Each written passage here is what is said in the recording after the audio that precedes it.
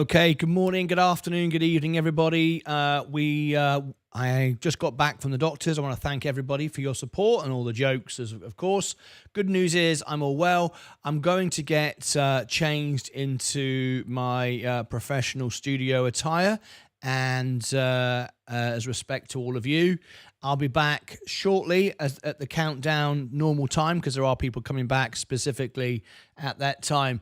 Do keep your eye out on the Texas Pacific land. Seriously, guys, I honestly think this is the best stock in the world right now. The potential for this is off the charts because of the war, other stuff like that. If you own Texas, you own this stock, you own the land, you own the solar, you own the wind, you owned all of those utilities.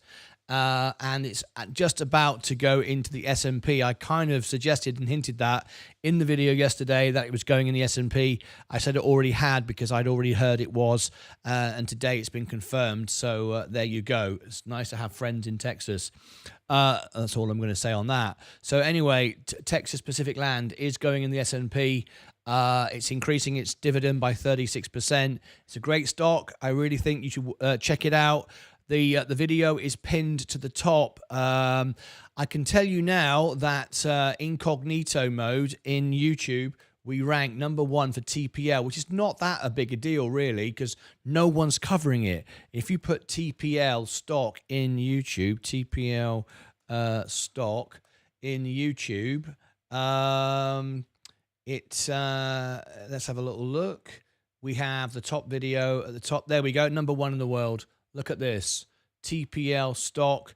You can see, there we are. Look, #1. No one's really talking about it. It's really, really important. There is our ranking. Look right there, incognito. And you can see Sensei's popped up on a short. But there's the live we're doing right now. But if you scroll down, you can see, look, my analysis there, ranked #1, ranked #1, best stock ever. Best stock ever. It's all over. I'm all over YouTube. So it's really, really great. I'm really excited about this stock. And of course, I will be owning it through the S&P, not wishing to pump and dump the stock myself and all the rest of it. So again, for the integrity of the information and the channel, I won't be buying it, but I do think it's a great stock to own all over YouTube. So anyway, that's it from me. I'm going to jump off. I'll see you back later on for the show, and I'll just go right the way through then. I'll do the closing bell, the whole thing. There'll just be a continual show. So I'm going to carry on the timer as it was set. That way everybody that was watching earlier is going to come back at that time rather than just go live now. So I'm going to get my proper attire on, and I'll be back with you. So anyway, off to watch it again. Very interesting. You called it good early on. Yes, I mean, I called this stock about 6 months ago. On my first analysis. If you'd have bought it then 6 months ago, you'd have been up now. Let's have a look. 211%. I did my very best to tell everybody about it. But anyway, what can I say? I can't do any more than to give the information. There's lots of people in Texas telling me that this really is the best stock to own. And I live here, so just passing it on to you. All right, that's it from me. Off to watch it again. Yeah, let me give you the video. Let me give you the video that you may not have seen. You really need to go and watch it. I show a lot of a history in it as well. So where is it? The best stock. Here it is. It's doing really well, actually. It's only 1,000 views on a stock that doesn't rank at all. Well, we rank #1, but no one's talking about it.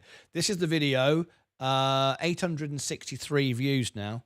I think that's a little bit out of date, actually. I think it's more than that.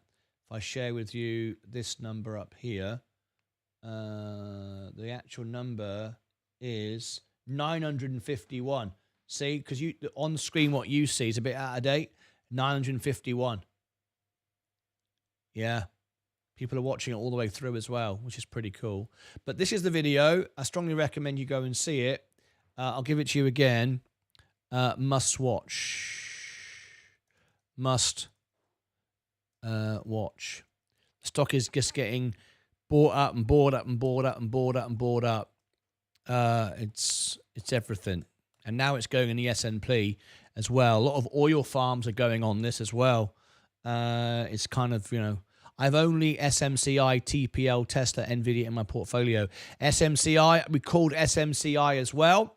Santosh B, yeah, we called SMCI as well. TPL, Nvidia, all of that is what I've been calling on. So congratulations to all of you that have got it. But anyway, that's it from me. I'm going to leave you and get changed, have something to eat, back from the doctors, and I'm going to go back on the original time so people know that came in earlier who want to talk about Texas Pacific land know when I'm back. So I'm going to go back to this. I'll see you all back in a bit. Ta-ra for now.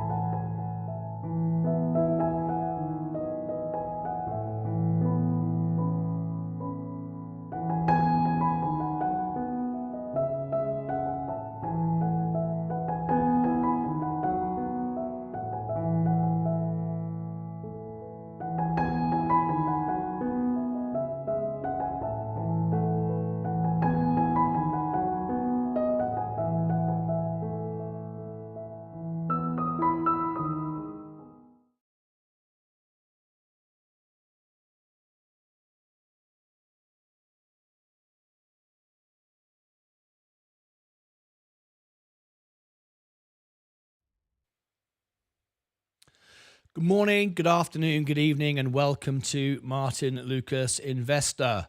Look at this. Just keeps going up. I tried my very best to tell everybody that this is the best stock you can own. And I'm going to give so many reasons why this is the best stock you can own. I've been talking to people in Texas who are just buying it and buying it and buying it and won't stop buying it. So anyway, let's bring everybody up to date. Welcome everybody in and do another update on Texas Pacific land. I did some analysis last night and now there's more, much more. So I'm going to try again to let everyone know about this stock, but it's just going absolutely bonkers right now. So let's get into it. I'm going to set a couple of things up here that I've not covered before in the other videos. TPL stock. Let's have a look. Okay. All right, let's get to it. I only have SMCI, TPL, Tesla, and Nvidia. I'm starting to the new 25 cars on the road. Hi, Steve. Malk, I just bought 12 shares. Joanne Zavala. Was there a Martin? Was there a was there a plum? No. Let's not talk about that. There was no plum. Everything is fine. Thank you, Mike. Thank you, Mike, for your wonderful contribution. I love it. Okay. TPL. Right. I'm going to bring everything up to you, and then we're going to start a new thing here. Let's see. There's a few things I want to get. Profitability, momentum, peers. Back to that one. In fact, that's a really good one. I want that as well. Okay. Bloody hell, that's straight up. That's straight up. Oh, flipping heck. Right, there's that. I also want to give you ratings. There's also something else I want to give you as well. Just trying to find it. Seasonality, seeking alpha, company, growth, momentum, capital, trading, dividends. Yeah. Ownership, right. Okay. Institutions. Right. Institutions, 67%. Right. Public and other, 32%. 32%. Right, that's an interesting statistic. Let's have that on the screen. Right. Okay. I've got a few things that I wanted to share.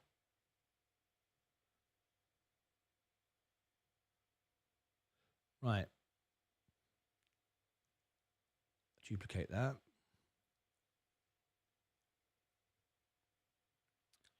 Right, the ratings. Okay. Here we go.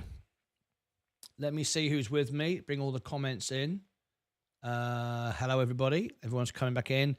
I'm happy that you're healthy, Martin. Yes, I'm happy. I'm happy as well. Right, let's make a start to our special Texas Pacific Land special, and then we've got SMCI as well to do today as well. So if you just come on in, please do tap the like button, consider subscribing, and we'll make a start to this special edition. Time of the day we never go live, but we are. And that's all there is to it. Right. Let me bring that into it as well. Okay. I've got so many things I want to share with you. It's insane. Right. Okay. There we go. Right.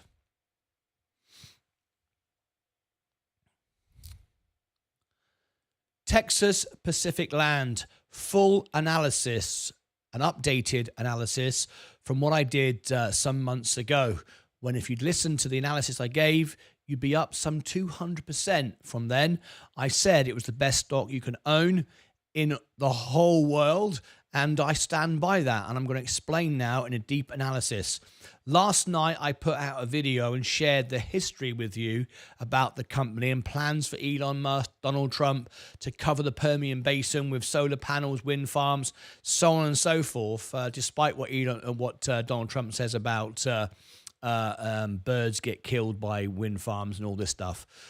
Despite all of that, the growth right now is off the charts, and I'm going to share with you some more information today. So let's get straight into it. This is a video you need to watch all the way through. I put out the last video last night, and many of you stopped watching when I did the Stars and Stripes. I sung the Star Spangled Banner. It was part of the patriotism to the stock, and at that point, many of you decided to switch off. You didn't get through. Shame on you. I was trying to show you some patriotism for the United States of America by singing the Star Spangled Banner for 50 seconds and then on to the news to see how many people would come through that. Most of you stopped watching as I started to sing. Anyway, maybe my singing was awful. I don't know. You let me know. Go and look at the video. But last night I gave the history and why the stock is going to explode. And 6 months ago I said it, and it has, up 200%. But I'm now going to give you some of the numbers to help you make an informed decision. Right. So first of all, if you're new here, please consider subscribing to the channel. It really, really helps. And please also tap the like button to share this out. Very good reason. If you're buying this, you want the stock to go up. Remember, I only own the S&P, so it means, and I hinted at it last night in the video, that the TPL is coming into the S&P, and today we got that confirmation. I'd already known that. I live in Dallas. I've got people all around me buying this buying this stock as quickly as they can. That's why it keeps going up. So that's how confident I am. Anyway, smash the like button. Let me share with you a few things you may have missed. So first of all, on the homepage of the channel, if you go to the homepage like this, you'll see the homepage there, and you'll see the videos I've just put out. This was the video I put out. Best ever stock, 932 views. That's out of date here on the YouTube channel. It's actually over 1,000 now. Sounds a lot? Doesn't sound much? Well, no one's talking about it at all. And I can prove that to you. And this is really important. You know this as an investor. No one's covering it. No one's talking about it. No mainstream coverage. It's all being done by rich Texans buying up all this stock. Okay, so I can see it happening.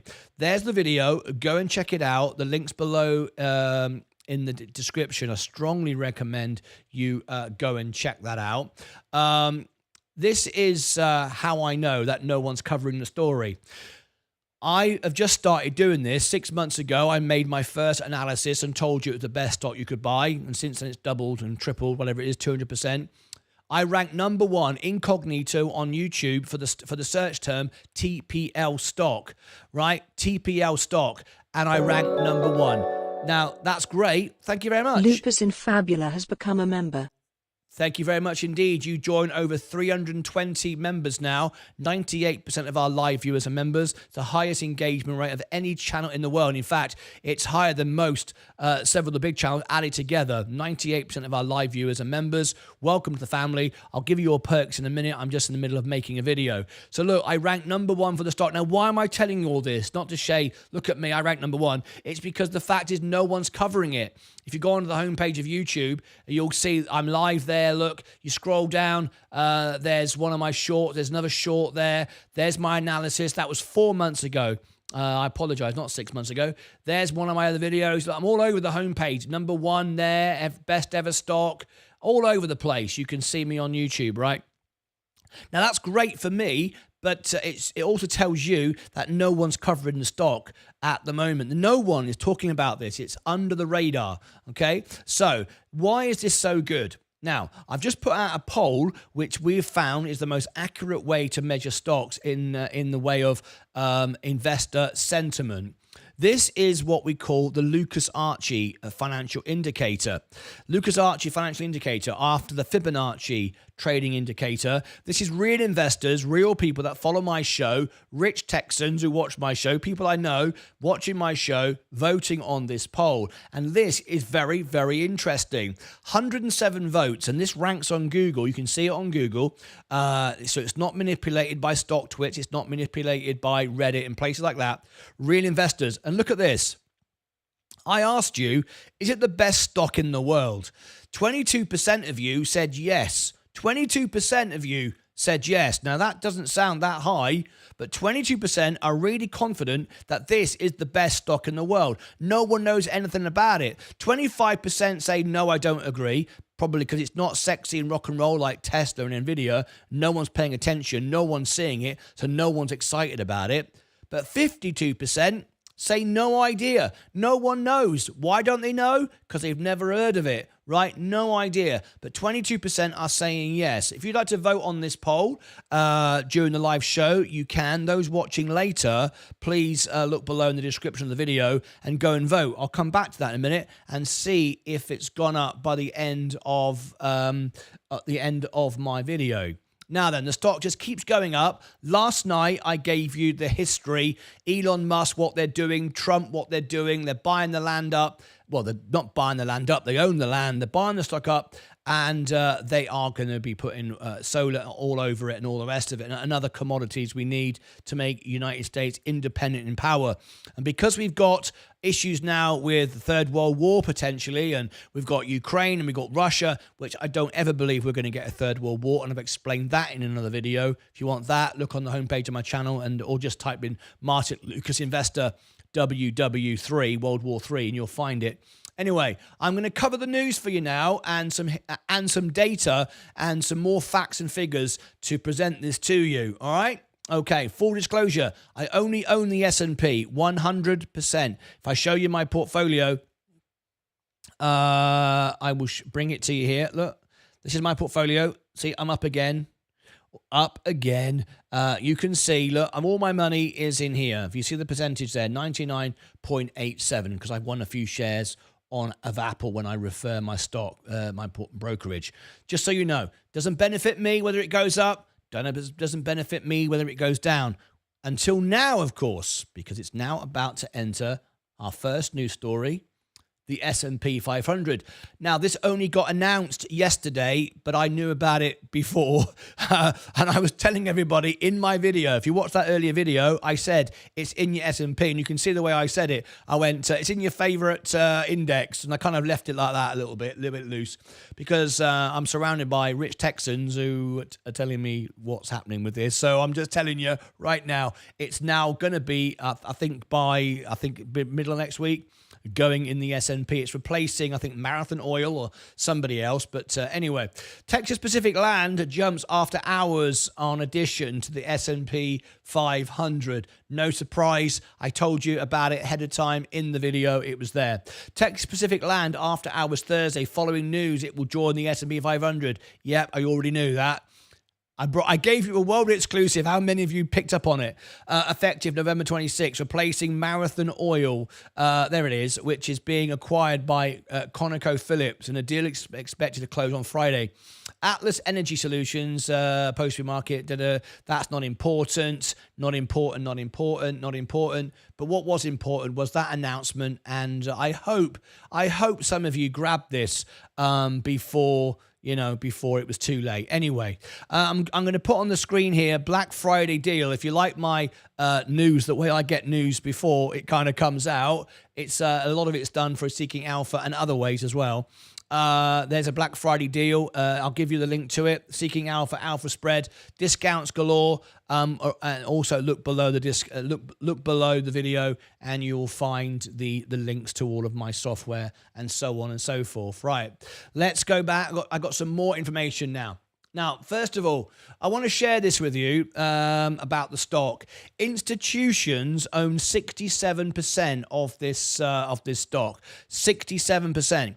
Bit like Coca-Cola. Bit like J&J and all these staples now. Just owning the country, owning the land. The solid staples, institutions, 67%. The public only own 32%.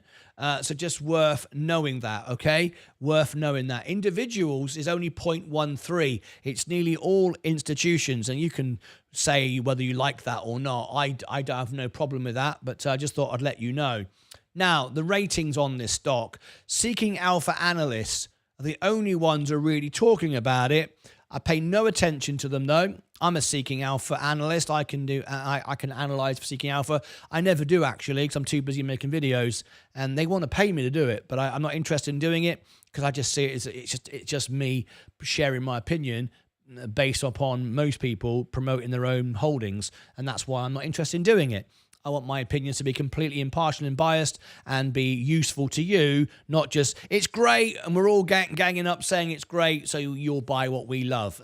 No. So I don't regard that. But this is what's important. Wall Street, Quant, the AI software, no one's looking at it. How many more times? No one's paying attention to this stock at all. That's the thing. EPS 19.49, PE 74.43, price to earnings ratio 74 times. Think how expensive Tesla is. Think how much more expensive Palantir is. And yet all of that is going to go on this land, right? Look at the chart. I'm going to show you a chart right now, which will be interesting. It's this next tab here, I think it is. Yes, this is its peers. How does it compare to others in a similar business, right? Look at this. We've got Texas Pacific Land. We've got EQT Corporation, Devon Energy, Hess Corporation, Expand Energy Corporation, and Coterra Energy. Our oil people, Stephen Lewandowski, you should be looking at this, all right? Look how it compares to its peers. Boom, right? What happened there? This was when, I think it was, when was this? This was when I did June the 7th. This is when I did my analysis, I think it was, just before. I think we were just getting the election rolling, and Trump was being mentioned. I forget what the exact time, but it was around about this time. And I said to you, what's going to happen is Trump, Elon Musk, all of this stuff, and it's all come exactly the way I said. Boom, accelerated. And then on the election, boom, again. Now the S&P, boom, again. This is going to keep booming. Anyway, just thought I'd show you that one. All right, I've shown you that there. I now want to give you this comparison here. This is a back test. This is a back test against the S&P 500, which it now takes part in, right? This is going back to 2015. It's continually outperformed the S&P and never been subject to macro conditions to take it down below. Like some other stocks that can outperform the S&P, then all of a sudden they dip below. This one is consistently outperforming the S&P and going up and up and up and up. If you put $10,000 in 2015, you are now third of a millionaire just on $10,000. $10,000 in the S&P, you're still doing very well. You're 3x. You've made 33. You got 33 grand, but nowhere near compared to the S&P. Now, what about the dividends? They've been quiet for a while, but now we're raising dividends again. Look at this. It's been increasing. This was back in 2012. 25 cents, 27, 29, 31, 35, 100, 105, 300. We dipped to 175 for the first time. 425, 1,000, which is basically $10, right? Yeah, of course it is. 600, 1,000. And now we're getting a 36% increase on dividend as well. All right. So they're showing that intent to keep you into the stock. Just everyone stay in the stock. Very, very exciting. Very, very exciting. I'm going to look at my poll in a moment, and I'm also going to share with you some more numbers. So let me show you the numbers. If you do like this information, please do tap the like button and consider subscribing to the channel. It'd be really, really helpful. I'm showing red, white, and blue light today because this is stock of stocks if you are a patriot, because you're owning the Permian Basin in Texas. Basically, you're owning my back garden. And don't think you can just come in my house, though, because you own my garden. Anyway, that's what you're doing, right? Anyway, let me show you some numbers. Now, the intrinsic valuation, that just does not know how to value this, right, is saying that it's overvalued by 82%. I'm not interested in this intrinsic value. This does not work in this case. Does not work at all in this case. Let's scroll down. What I love about this business is it has no expenses. Why? It's just land. Everybody that works on it, the solar, the wind, the data centers that are all going to work on it are going to pay me to work on my land. Thank you very much indeed. I'll have it all day, but if you go bust, I get somebody else to replace you. Doesn't cost me any money, right? I love it. It's the best business you can own, really, isn't it? Land, imagine just owning the country, right, rather than the businesses upon the country. Up 2% operating income, up 1.1% net income. I did a lot of these figures last night in the other analysis. I just wanted to reiterate them, so I'm only flying through them just to give you the visual. If you want the full breakdown, look at the video from last night. But look at this: 1.2 billion assets, 533 million in cash, and no debt whatsoever. No debt, no liabilities, no debt at all. Why would there be? Why would there be? What's the cost of just owning some land? I don't know. No debt, no short term, no long term. So we got a perfect balance sheet. Scroll down. Efficiency of the business off the charts. 93% margin. Operating 77%. Look at these numbers. 65% net margin, FCF, all off the charts. And as I talk about it, I am talking to people. I've been telling people all day. I've been telling you now for 6 months. People all around me, local Texans in Dallas, are telling me. I talk to them. They're buying up this as I'm talking right now. Right? I was only talking to Big Ed, the guy who bought all the Amazon at the beginning. He says, I'm going to buy some of this. I texted him, I told him about my video, and he said, we're talking on text. He said, I'm going to buy this. People all around me are buying this up. So this is going to be like a Berkshire Hathaway $30,000 stock if we're not careful. Well, not careful if we're careful, but I want it to get into the S&P, which is how I benefit, and I benefit from knowing that you've all made money. 45%. Look, I don't need to do any more of these numbers. They're all through the roof, all green, green, green. Look at the cash flow, just piling up. Okay, 87% profitability.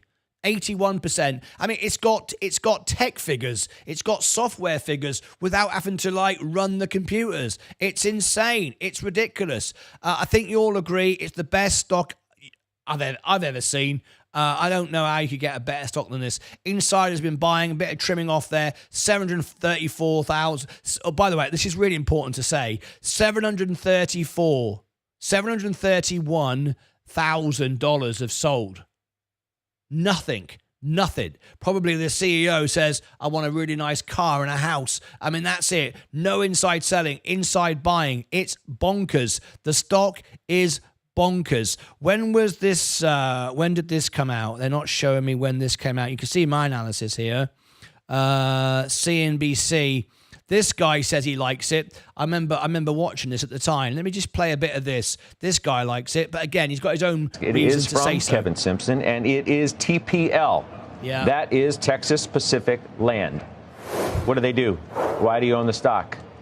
First off, as you know, we started a new growth strategy, so this stock is not for the faint of heart. Straight up, it's up 100% year to date, so we're putting our toe in the water. This is a company that owns 187,000 acres of land, mostly in the Permian Basin in Texas, so it's a royalty play on commodities. Think natural gas, oil, water. But what we're deciding is how do you get these data centers powered up? And if you're not going to go nuclear, this could be a stealth way to pay a data center, to play a data center. They print money. They have a strong shareholder return of capital, whether it's through share buybacks, dividends, special dividends. They have a capacity threshold for cash. If they reach it, they spend money. It's expensive. It's gone up a lot. Look at the chart. Yeah. We're showing the year to date. I bought it at $9.50 just the other day. Wow. Yeah. I mean, it's up that much. So what's undiscovered about this story at this point? Well, I think that the royalties can go up. They don't have to do a whole heck of a lot. If you build a power plant or a data center near their facilities, 873,000 acres is a lot, and they've got all the utilities and capabilities there on site. Yeah. That's the point. You don't do anything. You don't have to do a lot. Exactly. You don't do anything. You just own it, and people just keep paying you more and more money. Anyway, there is my update on my last analysis of this stock. What do you think? Before we end this video, it's never too late when it just keeps going up. Trip. This is just the beginning for this stock. Now, of course, it's very, very important to understand, right? When do you take profits? Do you take profits? This is the sort of stock you buy and own. You don't trade it.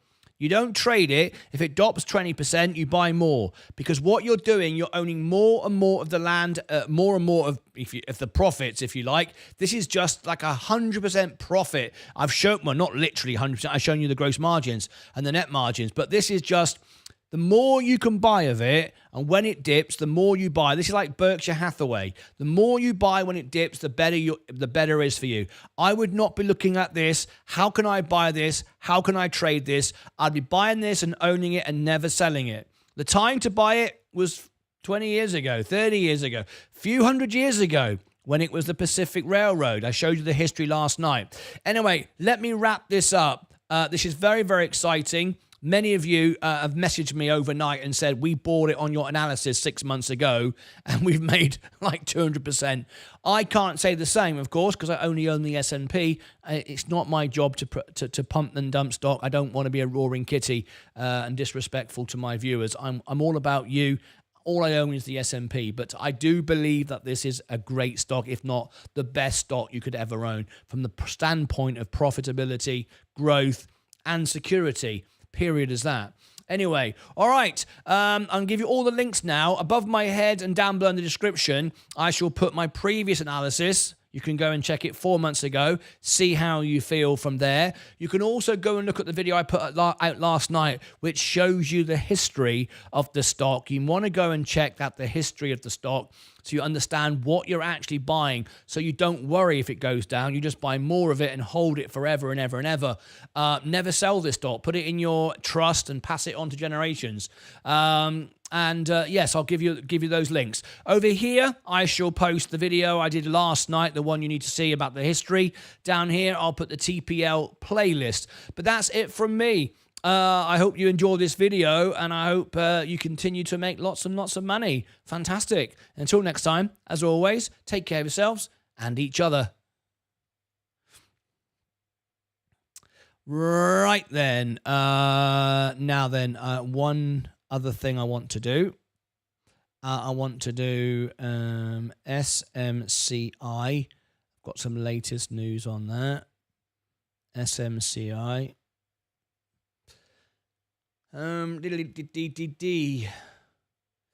Right. Okay.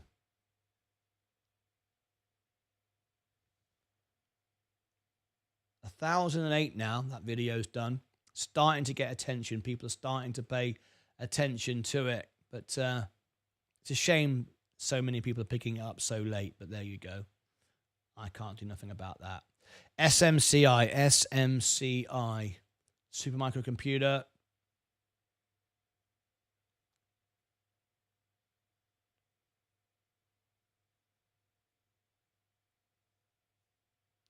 I want this up now. SMCI. 20th.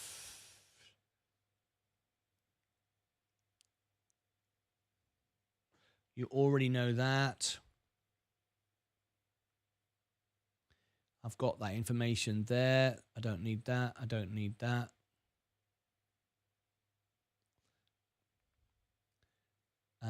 Let's have a look. Do a back test. I want to share that as well. Stand by. I'm just setting up the next one. And this is SMCI. SMCI. Supermicro. Okay. Analyze this. Okay.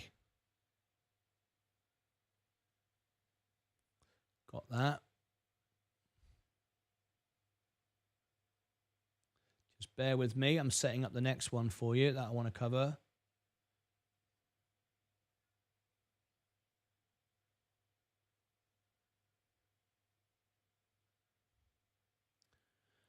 Okay.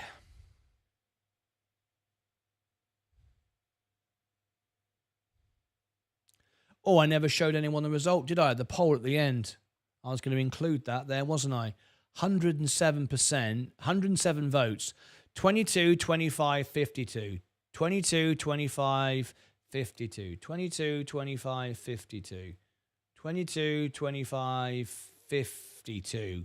22, 25, 52. So, yeah, you decided, yes, more of you like it. More of you, it looks like a few of you, yes. Another two of you voted and you decided to go, yes, you prefer it. Okay, that's interesting then. All right. Excellent stuff. I can close that down now. That's done. And that's done. Right. Look at it. Still going. It's up again. Oi, oi, oi, oi, oi. That's in one day, folks. Look back at the week. 26% this week, 57% this month, 108% the last 3 months, 224% year to date, 219 over the past year, 675 over the last 5 years, and 21,000%, 979,000 overall. And that's, of course, going back to 2000.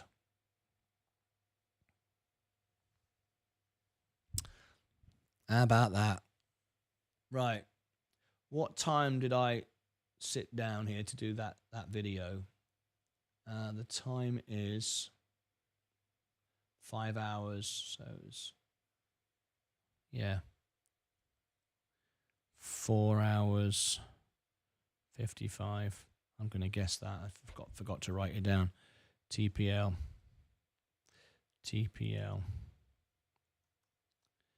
Okay. Time now is 5:07. Let's look at SMCI in a second.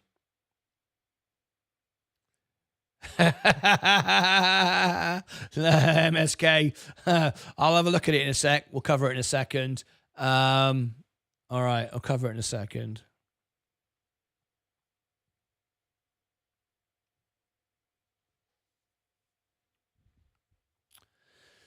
Okay, here we go. All right.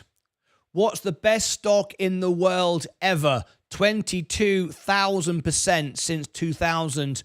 And I've made 2 reviews on this, and I ranked #1 in the world. Why?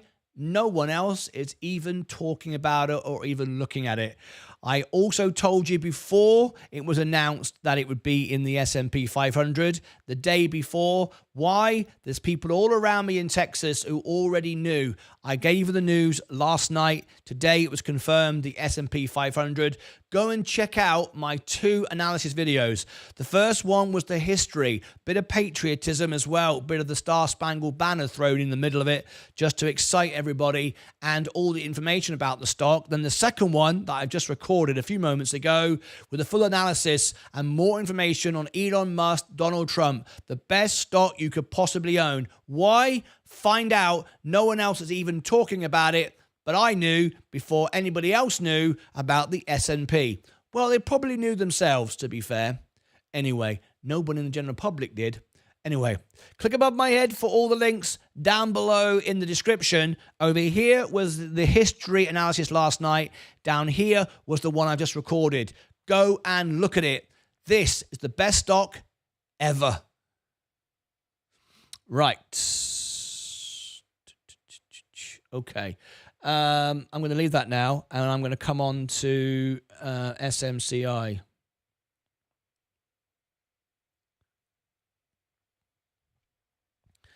Did you say XRP's up today? Yeah. Ooh. Yes. 3%. Bitcoin about to hit 100,000. I was telling Leah, because Leah owns some Bitcoin. I said, "Do you want to sell Bitcoin right now? Take some profit off. At least take some profit off the table, because how many people want to sell it at 100,000? Take some money before it just gets there." But that's my opinion. 175% profit. why not? You know, why get greedy? It's real profit. It's nothing. It doesn't count for nothing until you take the profit. Right, super micro computer. Let's bring you up to date with this. Super micro computer.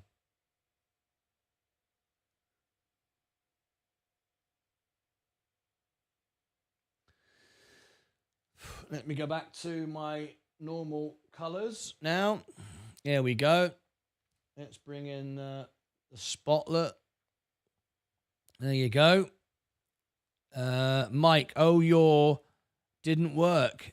Yes, mine never works, by the way. Mine never works. When I do it never works for me. I don't know why. It's kind of weird. It's my channel. How come it doesn't work for me? Anyway, Usman got some. Congratulations to you. Right, let's get to super microcomputer now. This is our next one we need to talk about. Super microcomputer, SMCI. Well, we were right. However, this might be one to take profits from. Earlier on, a few moments ago, I just told you about a stock that's made 22,000% profit. No one's paying attention. All the bigwigs around me in Dallas, Texas are all buying it. They know what it is. And that's one you hold and pass on for generations. This is a bit different. And by the way, if you want that, I'll give you a link below. I'm not even going to tell you what stock it is, but it's the best stock in the world, in my opinion, for lots of good reason. Super microcomputer is up. We said it would.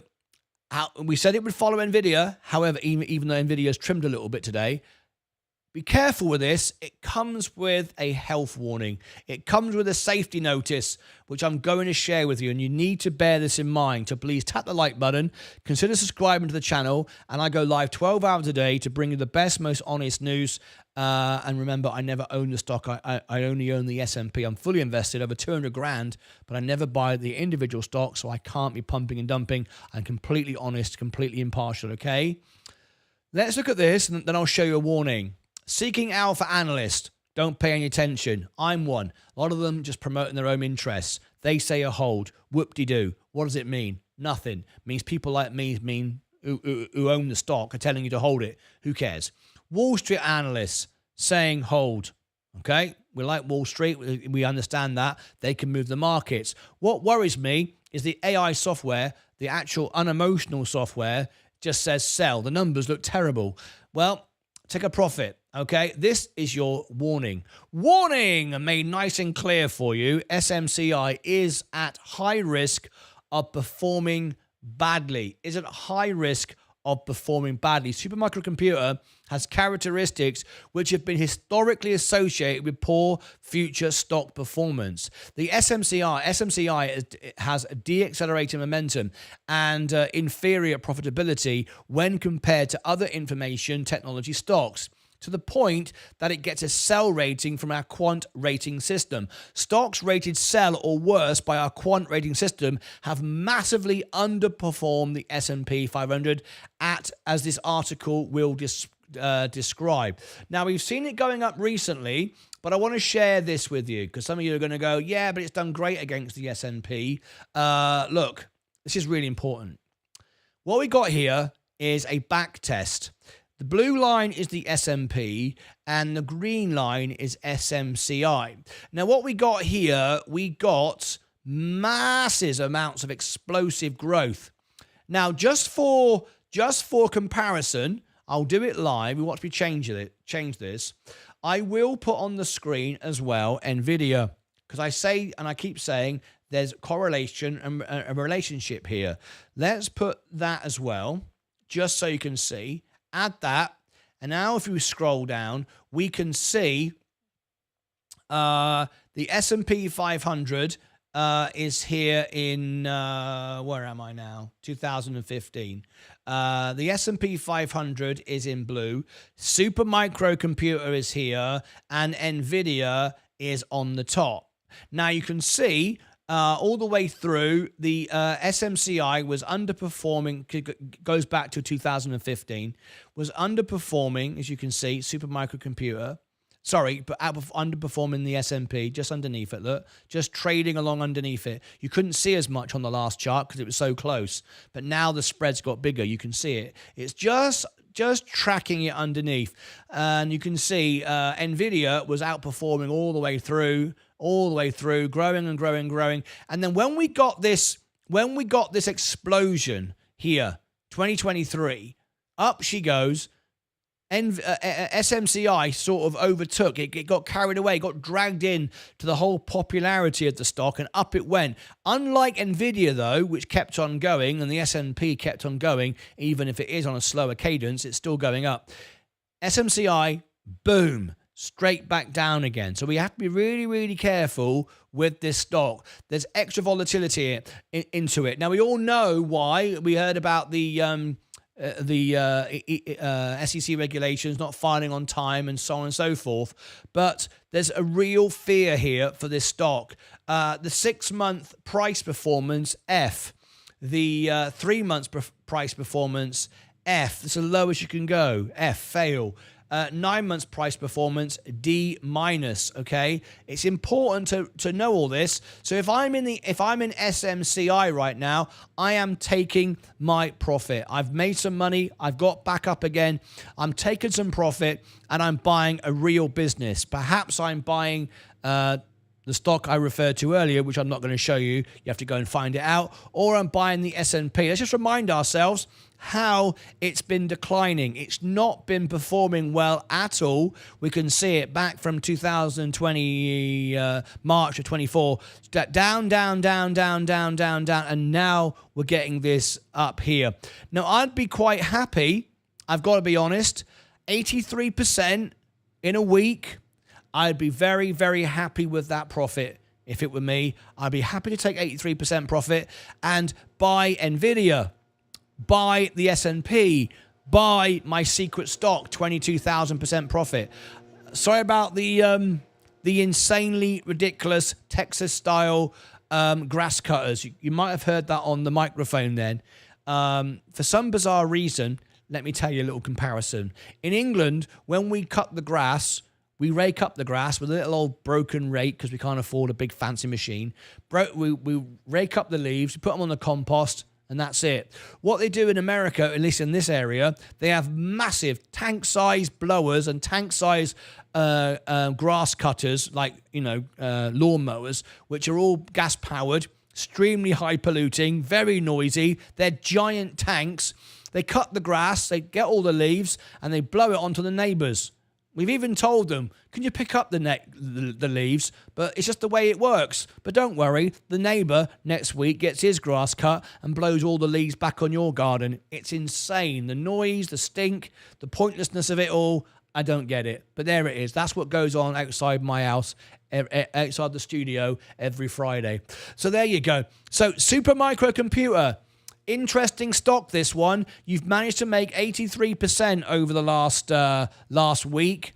I would be more than happy taking my profit. I know many of you will go, no, I'm taking all the way up to $1 million. I'm going to follow NVIDIA. It's not NVIDIA. It has a lot more risk over it. I've just shown you all the ratings there. Its performance against the S&P is a lot more volatile. It's not a steady growth. Can you hear it? Can you actually hear that? It's like a plane landing. It's bonkers. Anyway, so there you go. I would strongly consider taking profits on this stock. It's got a worry with it. You've managed to buy it back cheap. In comparison, take some money off the table. Who cares if it goes up? Buy something else that you can leave and never have to worry about it. I would be out at this point. Subscribe and ring the bell. Tap the like button. No, you can hear it. Usman says, yes, I can hear it. Here they come again. Click subscribe and ring the bell. That's just a blower blowing acorns and leaves around. Oh, it drives me mad. Click above my head for all the links. Down below in the description. Over here, I shall put the stock of the century, the greatest stock you've ever seen. Take your profit, perhaps buy this. I can't give you financial advice. Perhaps buy this. Over here will be that secret stock. And down here, I shall put the playlist for Super Microcomputer. You can go and check out my analysis the entire time. That's it from me. Until next time, as always, take care of yourselves and each other. All right. Are they finished? Are they finished? Let me read some of these comments. I got some TPL. I'm up 3%. No, not 3. It's on 6 now. Not 3. It's on 6 now. You're at 6%. Hey, love it. Congratulations, Usman. Didn't you join my show just a couple of days ago? Now, if I remember correctly, you were asking me, could you help me? Could you do this? Could you do that? And I said, call into the show. If you have made 6% in a day on your TPL, and I know you're very young, you're 18 years of age, perhaps you might like to call in, because I would hate to see you lose it. If you bought it 6 months ago, then you don't care. You're gold, right? But you might feel a little bit down if you find tomorrow you're down 6%. Remember, this stock is up thousands of percent. It can move a lot, and you could be out of the money. Consider taking some profit. Remember, to build and become a millionaire and a billionaire, you have to build your portfolio, build the money, so the money can then start to compound and build itself. I keep saying this. So when you're young and you're 18, unless you're a millionaire, and maybe you are, I wasn't at 16. I had nothing. I haven't got much now. You might want to consider taking some profits and allowing the money to grow somewhere else now, rather than just holding it forever. Because somebody else who bought it, a lot less, they're up hundreds of percent. Someone else who's got a big portfolio, they can afford it to drop, because it's like me. My S&P can go down 30%. Doesn't bother me. I just buy more. You might not be in that position, and you might want to go, well, I want to buy more stock, so you take a profit and wait for a dip, even if it's in the same stock, but at least give yourself a chance to acquire more stock. Maybe you've not got enough stock yet to take you to a millionaire, to take you to $1 million. I don't know. Maybe you do. All right. So just, if you want to call in, you are a member, you can call in.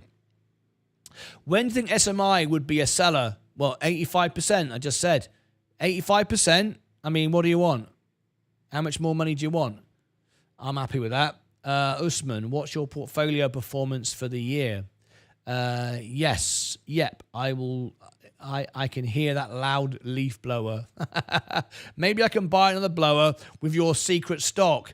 Maybe I bought it. I bought it 2 days ago. I'm up 150% on Rocket Lab. Congratulations. I would certainly be taking... I mean, listen, guys. No one ever went bankrupt taking profits. No one. High-risk stocks, high performance. Take some money off the table. Don't just leave it there. Take some profit. There's nothing wrong with that. Rocket Lab, you said you've made 150%. Well, I mean, just stop and think a moment. I think it's really important to sort of say this from time to time. If you didn't invest on the stock market and you put money in the bank, which we were told was the best thing in the world to do when we were kids, right? You'd have made 0.5% in a year. Maybe you've made 1% in a year on an average basic checking account, right? Right? None whatsoever. And in fact, your money's gone down because inflation's gone up by more than that. So you've actually lost money. You've lost money by giving it to the bank, right? You have made 150%. I ask you this. If, as you are right now, you're doing it on an app, you're doing it on a computer, doesn't feel like real money, does it? Nobody can tell me this feels like real money. Doesn't, does it? It doesn't, because you press a button, you're up, you're down, you sell, you buy. Doesn't feel like real money. But I ask you this. If that 150, if that money that you've got, Ivan Silver, in Rocket Lab was sitting in front of you in $100 bills, a pile of cash, and I then just gave you another 150% in cash in your hand, piled up in front of you on the table, you could touch it, smell it, see it, big pile of money, all right? And I said, there you go. You can have that now. That's yours. Keep it. Keep the cash in your hand. $150,000. Sorry, 150%. Or give it me all back and we'll see how we do. And maybe you'll be up and maybe you'd be down. What would you do? I think more people would go, well, I'll take the 150% profit, thanks. I think more people would do that. I honestly do. And people don't, of course. And that's how the game works. I bought it 2 days ago. Christopher, I started 1 month ago, put 450 in my account, and now I'm on 540. It's not bad, is it? It's not bad, is it? My girlfriend tells me it's not real money. That's the problem. It is real money. Make it so. You know?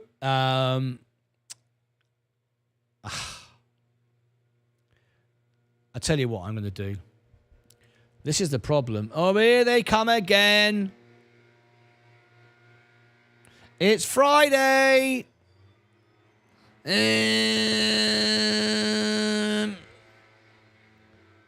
you know how small these little leaves are? Little baby leaves like that. Little baby leaves.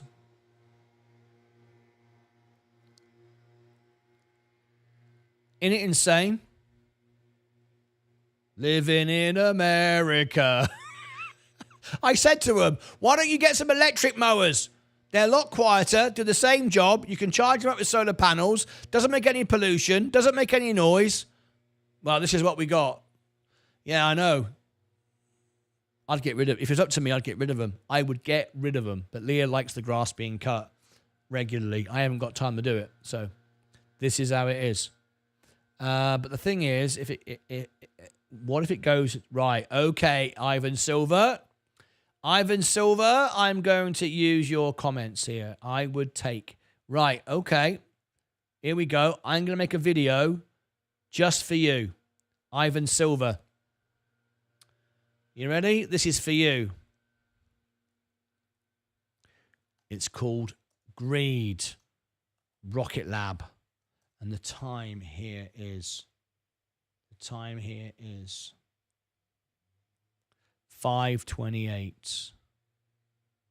5:28. Okay, here we go. I'm going to make you your very own video. Rocket Labs. Do that again. That was rubbish. Rocket Lab. Ticker symbol RKLB. Greed. Is it real money? This is happening in a live show. One of my members is telling me these things live right now, and I'm going to make a video using their quotes and using this thought process here. Now, this doesn't just relate to Rocket Lab. This relates to any stock, any high-risk growth stock. What I'm going to tell you now should scare you, should wake you up, and if it does, as some people say, Martyn Lucas, he manipulates the stock market. He manipulates the S&P 500. Yep, with my 39,000 subscribers, I can manipulate trillions of dollars. You're absolutely right. The whole world listening to me. So get ready for a market crash. Why? Because everyone's going to dump their stock now on what I'm about to say. Are you ready? Okay, here we go. Tap the like button if you like this information. Consider subscribing. Consider subscribing if you'd like to hear more of this nonsense. You ready? Rocket Lab. Rocket Lab is a great business. It's probably one of the best publicly owned rocket companies, if not the best, that you can buy. I like it. I've always said it's great. It's a great business, well-run business. However, it's not the safest of businesses, and I don't mean because it flies into space. I mean because of the profit margins and the balance sheet and everything else. It's not a completely guaranteed thing. There are much better stocks out there which you can buy and own and pass on to generations, and they're always going to go up, and there's no risk hardly at all. There's always risk here, Now, one of my members just said to me live in the show, I'm up 150% on Rocket Lab. Fantastic. I'm thrilled to bits. He's asking me, should I take some profit? I don't know. I don't know what to do. Well, I'm going to put this to you and make you think about it. And I've got 3 other comments from him, which I'm going to share with you live on the screen. In the last few years, we've all got used to trading money on an app while sat on the toilet. We've desensitized ourselves. It's not real money. It's not real money. I wonder how many of you would actually freak out if you lost your phone, knowing you have access to all your money on your phone. You just go out and buy a new one and back it up from the cloud and restore it. You probably wouldn't worry about it too much. I put it to you this way. This is real money. And his girlfriend said to him, look at this. My girlfriend tells me it's not real money. His girlfriend is telling him this isn't real money. You bet your ass it's real money. You're just not aware of it, or you're desensitized to the reality of it. So what I said to him was this. I said, all right, you're up 150%. So imagine this scenario. Let's take his money and imagine it's a big pile of cash on his living room table. He's at home watching my show like this. Absolutely got to be watching my show, right? While watching my show, I pile up in front of him a pile of $100 bills. Stacks up to the ceiling. He can see it, smell it, touch it, feel it. It's real money, right? It's a human tactile event. He can feel it. And then I say to him, well, what have you done for this business over the last few weeks? Nothing. Have you built any rockets? Have you done any work? Are you an employee of Rocket Lab? Have you turned up in the morning and, polished the rocket? What have you done? Nothing. Just sat here. Okay, so nothing then. Well, I'm now going to give you another 150% of that money right in front of you right now, and that pile just got, in fact, it didn't get higher because I'm already up to the ceiling. It got wider. I sort of did it around I made it 2 towers of money. All that money piled up right in front of you. And I said, you can keep that now if you want. That's yours. You've earned that. You've worked hard for that. You deserve it sitting on the toilet doing nothing. You own that. That's yours. Or I can take it all back again, and maybe I'll give you more next time, or maybe I'll give you less, or maybe I will give you none a year from now. What would you do? I would suggest most people would go, I'm having that. I'm taking that. At least maybe buy back a dip on the same company, or buy the S&P, or you're guaranteed to make money over time, or buy my favorite stock of all time. Links below in the chat. I'll post it at the end. Best stock ever. Elon Musk, Donald Trump. That's all I'm going to say. Best stock ever. You buy that or something else. I don't think many people would say, keep it, let it ride. Would you? What, you wouldn't take any money? Anyway, his girlfriend says it's not real money.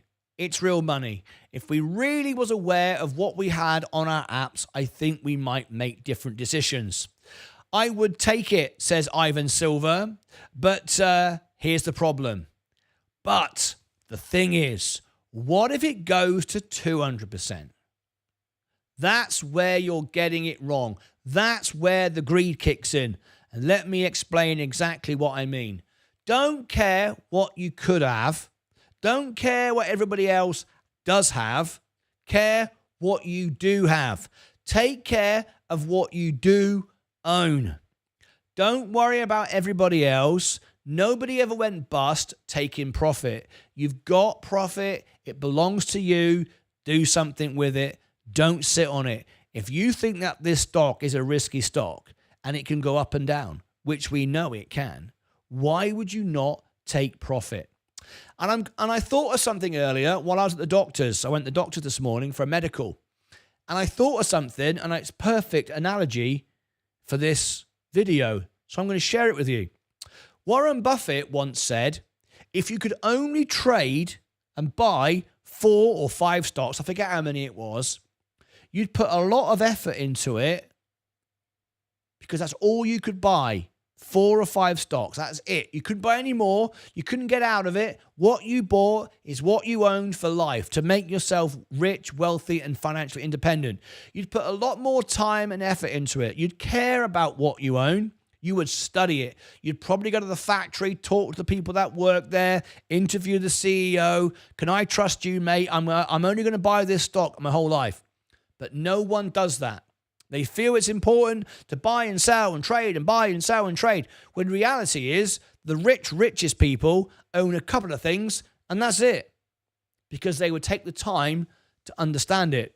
And why I say I thought of this while I was at at the doctor's was because that applies to you as well. Think about it. Think of your body as an instrument. Okay, the real Martyn Lucas is not what you see here today. The real Martyn Lucas is the passion and energy, the heart and soul inside this physical body. My energy, my passion, and my soul is me looking out through my eyes, looking out and moving through this body. This body is just a tool, an instrument that I have been given to use throughout my life. Now think about that for a moment. If like the 4 stocks, you could only buy 4 stocks, you'd put effort into it. If you could only buy and own 1 car, I bet you any money you like, that car would remain in a garage. You probably wouldn't even buy the car until you could afford to put it in the garage to keep it safe and protect it and dry so it wouldn't rust. You'd wash it, you'd polish it, because you know that car is the only car you're going to have for life. When it breaks, it's broken, it's done. You don't move. Well, how about your body? It's the only body you've got. If you take care of that body, you're more likely to move through life with less pain. You're more likely to be happy, you're more likely to be productive, and you're more likely to live a bit longer. However, if you're like me, and most of you probably are, and the doctor even told me today, he said most men when they're young, just like you, run the marathon, do Tough Mudder. Why? Because they want to get a good-looking woman. Well, it worked. I got Leah, all right? And then they get married, and then they eat. And then they sit on the sofa. So, bear that in mind. How we take care of our bodies, how we take care of our cars, is how we should take care of our stock. If you're making profit, take it. Consider what you own. Really consider what you own, not what everybody else has. Who cares if everybody else has a fitter, better looking body than me? Of course, that's impossible. No one could possibly have a face better than this. Just saying. But this is the face that I've got. If I spend my time worrying about, I wish I had hair, wish I looked like Tom Cruise, I'm wasting my time because it's never going to change. This is what I have. Make the most of it. So this is your stock. Make the most of it. Take some money from it. Make it work for you. Don't just sit there. This is real money. My girlfriend tells me it's not real money. I would take it, but what if it goes up? What if, could have, should have, doesn't matter. If you take your profit and you've made some money, you've achieved something. Who the hell cares if it goes up to $200? No one knows what the future is going to bring. Take care of yourself. Take care of the car. Take care of the stocks you own. Take care of you. Do the right thing. Don't get greedy. Take some profit. Why not? Reinvest it. Stay in the game. What everybody else does, what everybody else looks like, what everybody else has, is completely irrelevant. Click above my head. Down below in the description. Over here, I shall post another video. I shall give you the secret stock, the best stock in the world. And down here, I shall put the playlist for Rocket Lab. Until next time, as always, Take care of yourselves and each other.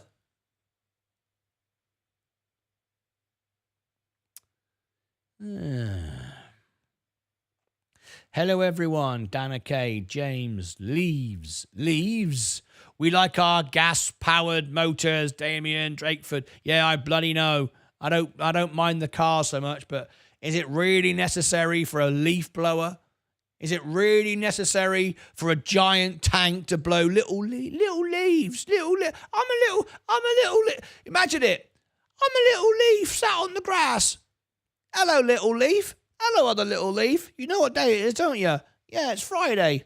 Yeah, that bloody great giant tank comes and blows us around like it's the greatest hurricane in the history of the world. I know, it's completely unnecessary. Martyn keeps saying, why don't they just rake us up and put us in a bag? You do realise if they put you in a bag, they'll set fire to you. Yeah. Oh, yeah. No, we prefer the blower. Fight 528 for your next blooper. Fight 528 for your next blooper. What's that? I've no idea. What was 528? 5 hours 28? What happened at 5 hours and 28? What happened at 5 hours? I sold Rocket Lab at $19. Sold a bit early. I bought at 4, but only bought 3.5 shares. So I'm not a millionaire yet. Don't worry about it, James. Even real money is not real money anymore. 1613 was my entry to TPL. What do you think? I'm up 7%. Should I close it or should I hold it long term? I want to hold it for you want to hold it for the long term. Of course you do. I understand that. Usman, you need to understand, right? Did you buy the stock because I said so? And it sounds really good the way I'm explaining it. You think, oh, yeah, that sounds really good, that. Or did you buy the stock because you think it's undervalued of where it's going and you understand what you've bought? If you can answer those questions, you've already answered your own question. I will save this video as a lesson, Martyn. Yeah, watch it over and over again. Because remember, Ivan Silver, every time you watch it, I earn 1 cent. And those 1 cents add up. So watch it. Because then I'll take the 1 cent that I earned from you. Didn't earn it from you because you didn't do it. You didn't do anything, right? I provided you with a great entertaining video. But the ads that were on it, the people that pay to sponsor the ads, they pay to be on it. And then Google gives me a bit of that and I earn 1 cent per person, right? So watch it over and over again. I want you to come back on Monday and say, Martyn, over the weekend, I watched your video 50 times, and I'll go, nice one, mate. That's 50 cents. I appreciate it. I'll take that 50 cents, pay my tax, and buy the S&P. I liquidate his position, then possibly buy back on a dip or just trim the position. Classic Kana, I'm not suggesting anything. I'm just making sure that that Usman is a brand new investor. I think he's 18 years of age. He's just starting out, understands what he's bought, why he's bought it. That's all I'm saying. He is in a different position than millionaires and billionaires who are buying Texas Pacific land, who don't mind it going down 30% because they'll just buy more. He might not be able to do that. He might not have the money to buy more. He might feel it if it goes down. Whereas if he's got a small little profit, he's made a real profit, he can then buy something with the profit that he can own forever. For example, the S&P 500. And remember, Usman, TPL is about to go into the S&P 500. Think about it. You take your profit from TPL. Just a suggestion. I'm not saying you do it. I'm just giving you these options. You go, brilliant. I've made 7% profit. Hurrah. Doing nothing. Hurrah to me in 2 days. Which is what you could do in nearly a year, in about 10 months on the S&P, not 9 months on the S&P. And now I can buy the S&P, which I never have to sell. And it pays me a dividend. And on top of that, the S&P owns TPL. I've still got it. But now I've got the reassurance There's a consideration. There's a consideration. And in fact, that's exactly what I am doing. Because as you know, on my Roth IRA, I bought some Coca-Cola. Because that's a great company like TPL. When that goes up about 10%, it'll outperform the S&P at that point, because I believe there's much more growth in Coca-Cola over the next quarter, 2 quarters in the S&P. I will then take the profit, tax-free, it's on my IRA, and I buy back the S&P. I benefit twice. I don't have to sell the S&P, and the S&P still owns Coca-Cola. Win twice. Simple. Very, very simple. Anyway, Usman, call in. I can't. I'm going out soon. No problem at all. Okie dokie. Subscribe to Martyn Lucas's music channel. Oh, yeah, there it is. There's a music channel. Thank you so much, James. By the way, I was disappointed this morning. I have to say I was disappointed. I've been running this show now for 5 hours and 46 minutes.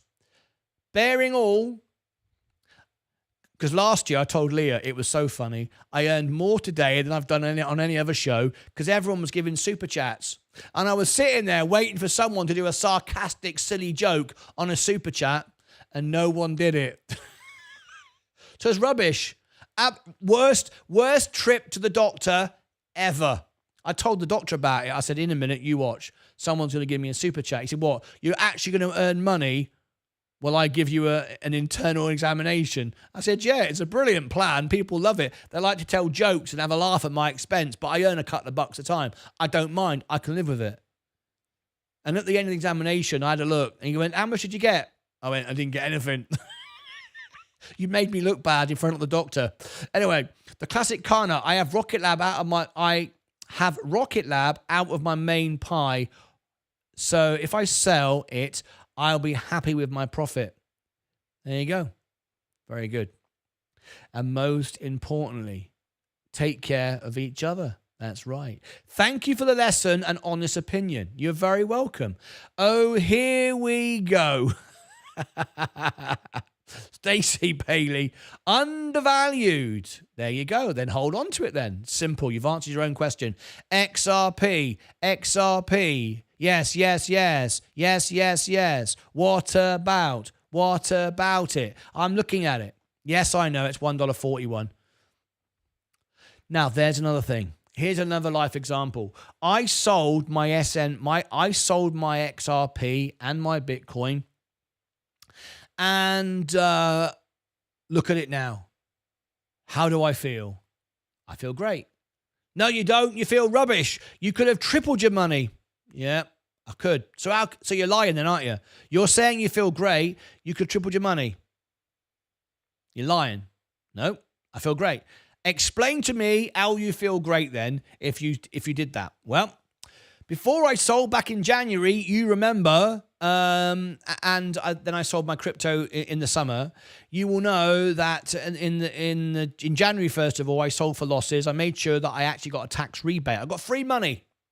I got free money to compensate the losses, not all of it, but I got some free money. I got a tax rebate. I've made certain that I won't pay tax this year because I know how much money I'm going to earn on YouTube this year. My money's going up. It's doubling each year. All right. And I don't want to pay too much in tax. I want to keep my money down as much as possible to avoid going into a higher tax bracket, obviously. Right. So I sold for a loss on my main account, rebalanced the account and started going again. And then I sold my XRP and I sold my Bitcoin for a profit that will still keep my profits down enough to keep me in the lowest tax bracket. See, that's smart, right? Okay. But you're going to go, yeah, well, you still could have made more money. Yes, I could, but I sold without any real tax heavyweight implication, which was great. Stacey Bailey donated $5 through a super chat. For your post-traumatic doctor visit therapy. See? It's not hard, is it? It's not hard, is it? See, that's what I was expecting. Didn't happen. Rubbish. Next year, I'm not going to do it. There's going to be no trip to the bum doctor next year because it isn't worth it. It's not worth it. It didn't even pay to keep the lights going and the bloody camera going up and down for 5 hours on a track. No point doing it. Next year, no bum video. That's what you get. Anyway, Stacey Bailey is kind of like tipped the balance back a little bit in your favor. You never know. You might get it. Anyway, so then I took the profit, as little or whatever as it was, and then I bought the S&P, which we know is up 35% anyway. But now, remember I always say 5 steps ahead. Don't just buy a stock, sell it, and now what do I do?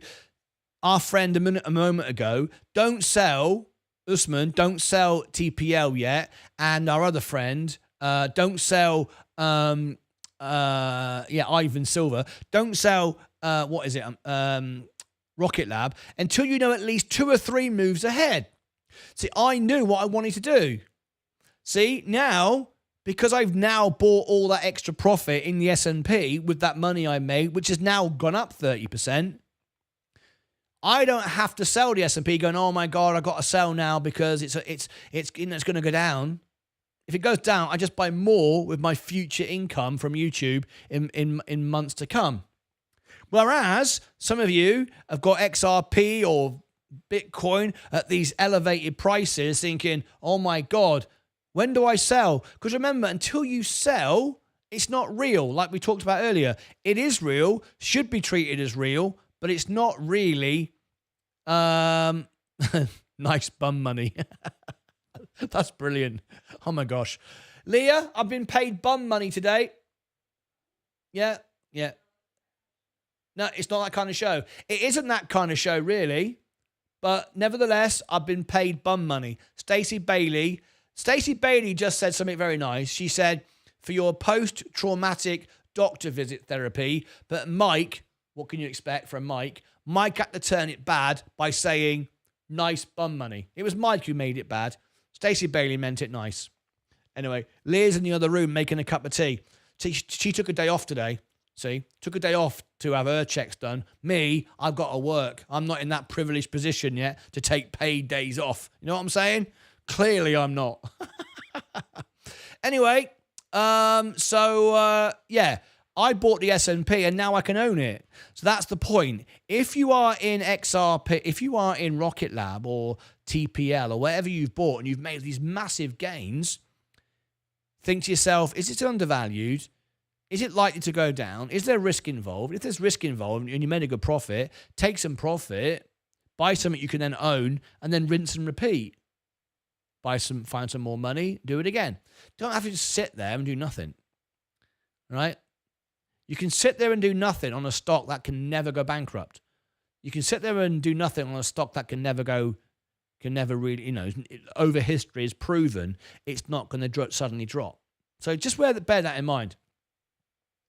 Anyway, wait until my Ton coin goes.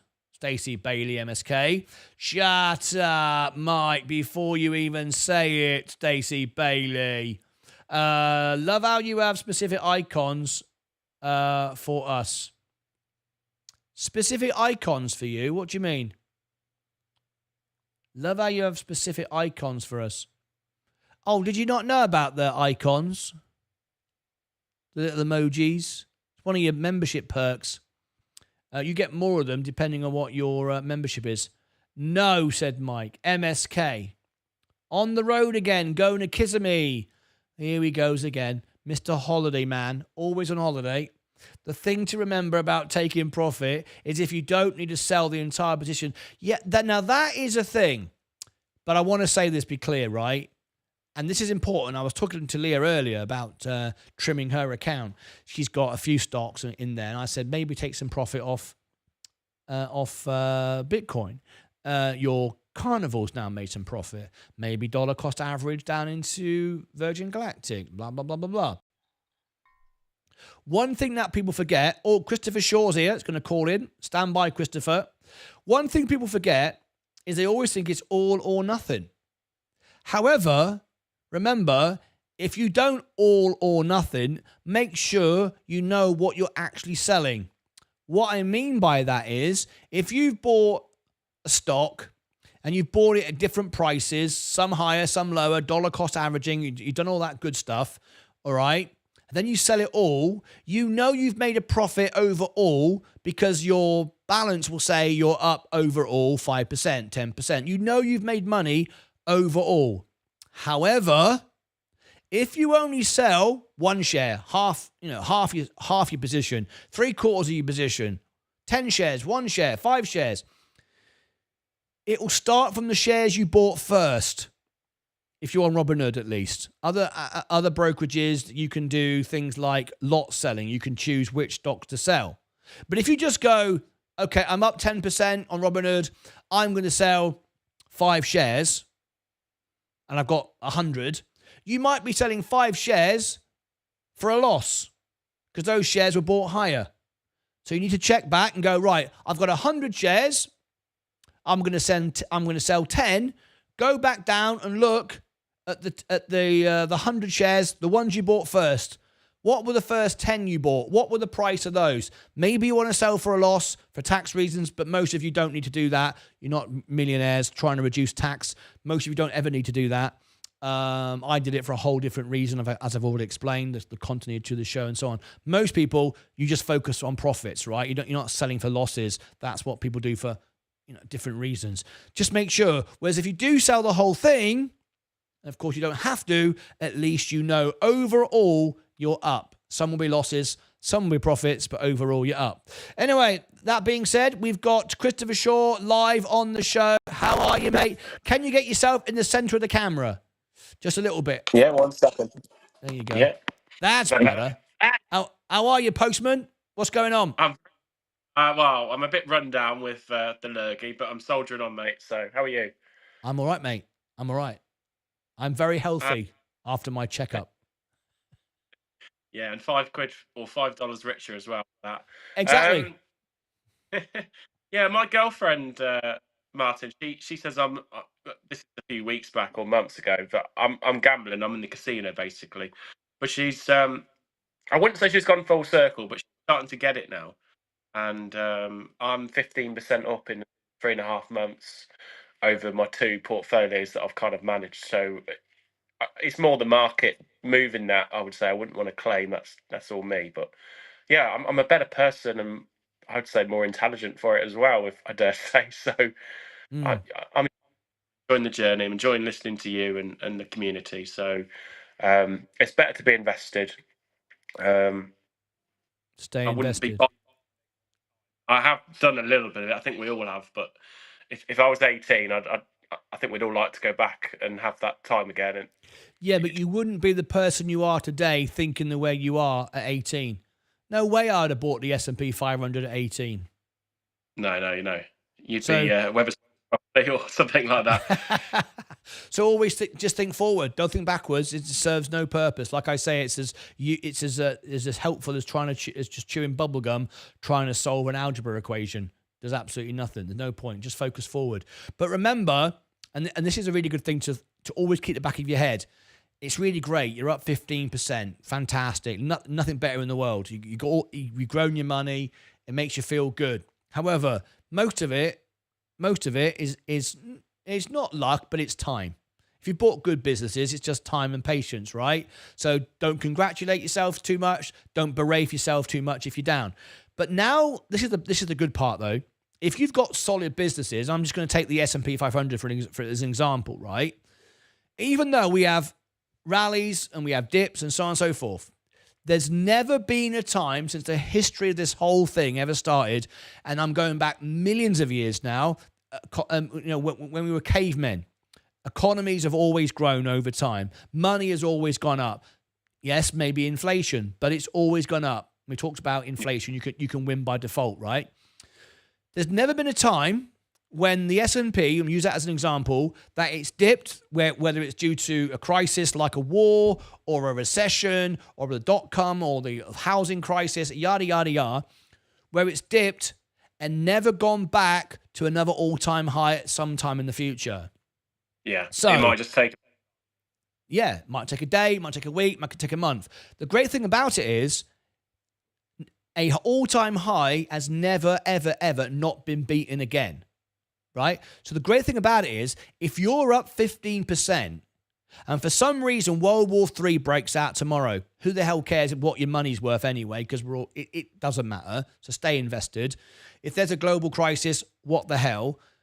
You just keep earning money like you are as a postman, and you just keep buying lower and lower prices. So you improve your position. It's all a transfer of wealth. All it is the people at the end of the journey with all the money start selling to me and you. Yeah. Just a transfer, right? And the point is, once it's set this level, like it is with you now, that's a kind of virtual guarantee that at some point it's going to go there again. So now we've reached that point, it kind of like protects us to go there again. That kind of level has been reached now. So if you got here and then we dip over the next few weeks, few months, you know this is coming again. So you don't have to think, how low is it going to go? What am I going to do? What should I do? Never sell don't sell when you're down. Spend the next few months buying more down here. And now you got more. So when it starts going up, it goes up faster, back up to here again. And the chances are it'll then pass it and you're up every single stock is up again. Even the ones you bought on the way up, they're all up now. And that's how I've grown my portfolio. Yeah, I was in the post office doing my collection about 2 hours ago or so, and there was a lady, bless her, she was on a walking stick, probably in her late 60s, and she was explaining how she was spending 50 quid to get out of debt, and she was getting a 45 quid overdraft charge. And I thought, heck, for this poor lady, she's on a walking stick, and she still doesn't understand how to manage money, and how lucky I am. I've kind of run with your 7-year doubling. I know it's just a rule of thumb. But I'm thinking, well, if I've got £1 now, it's worth 2 quid in 7 years. So I'm trying to, really double down and be disciplined, and I'm really happy with where I'm at. I'm in the fund and gold. So I've got a nice sort of diversified portfolio, and when one's down, the other one's up. So I'm relaxed, mate. Yeah, so you don't get the overall volatility. Exactly. This is another reason why I really like the S&P, because we've just found out, even though I knew the day before from a few friends in Dallas, that TPL, which I think is the best stock ever, I already own it by default. Yeah. I love that. Marathon Oil's out, not performing very well. TPL's in. Thank you very much. So, it's a great way of investing, and one stock's up, one stock's down, but overall everything grows. So yeah, it's great. It's great to hear your story that you're loving it and you're staying invested. And now you've hit those marks. When it does go down, if it goes down, maybe it won't. Maybe you'll just keep going up and up and up for another couple of years. But at some point, it'll be down for a week or a month, and we'll enter a bear market. You've not experienced that yet. So that's everyone joining my show in the last year is kind of like thinking this is better than it is. Yeah. They're thinking, bloody hell, Martyn Lucas keeps picking winners all the time. Well, most stocks are winning. That's why, it's not, I know more than anyone else. I probably I know less.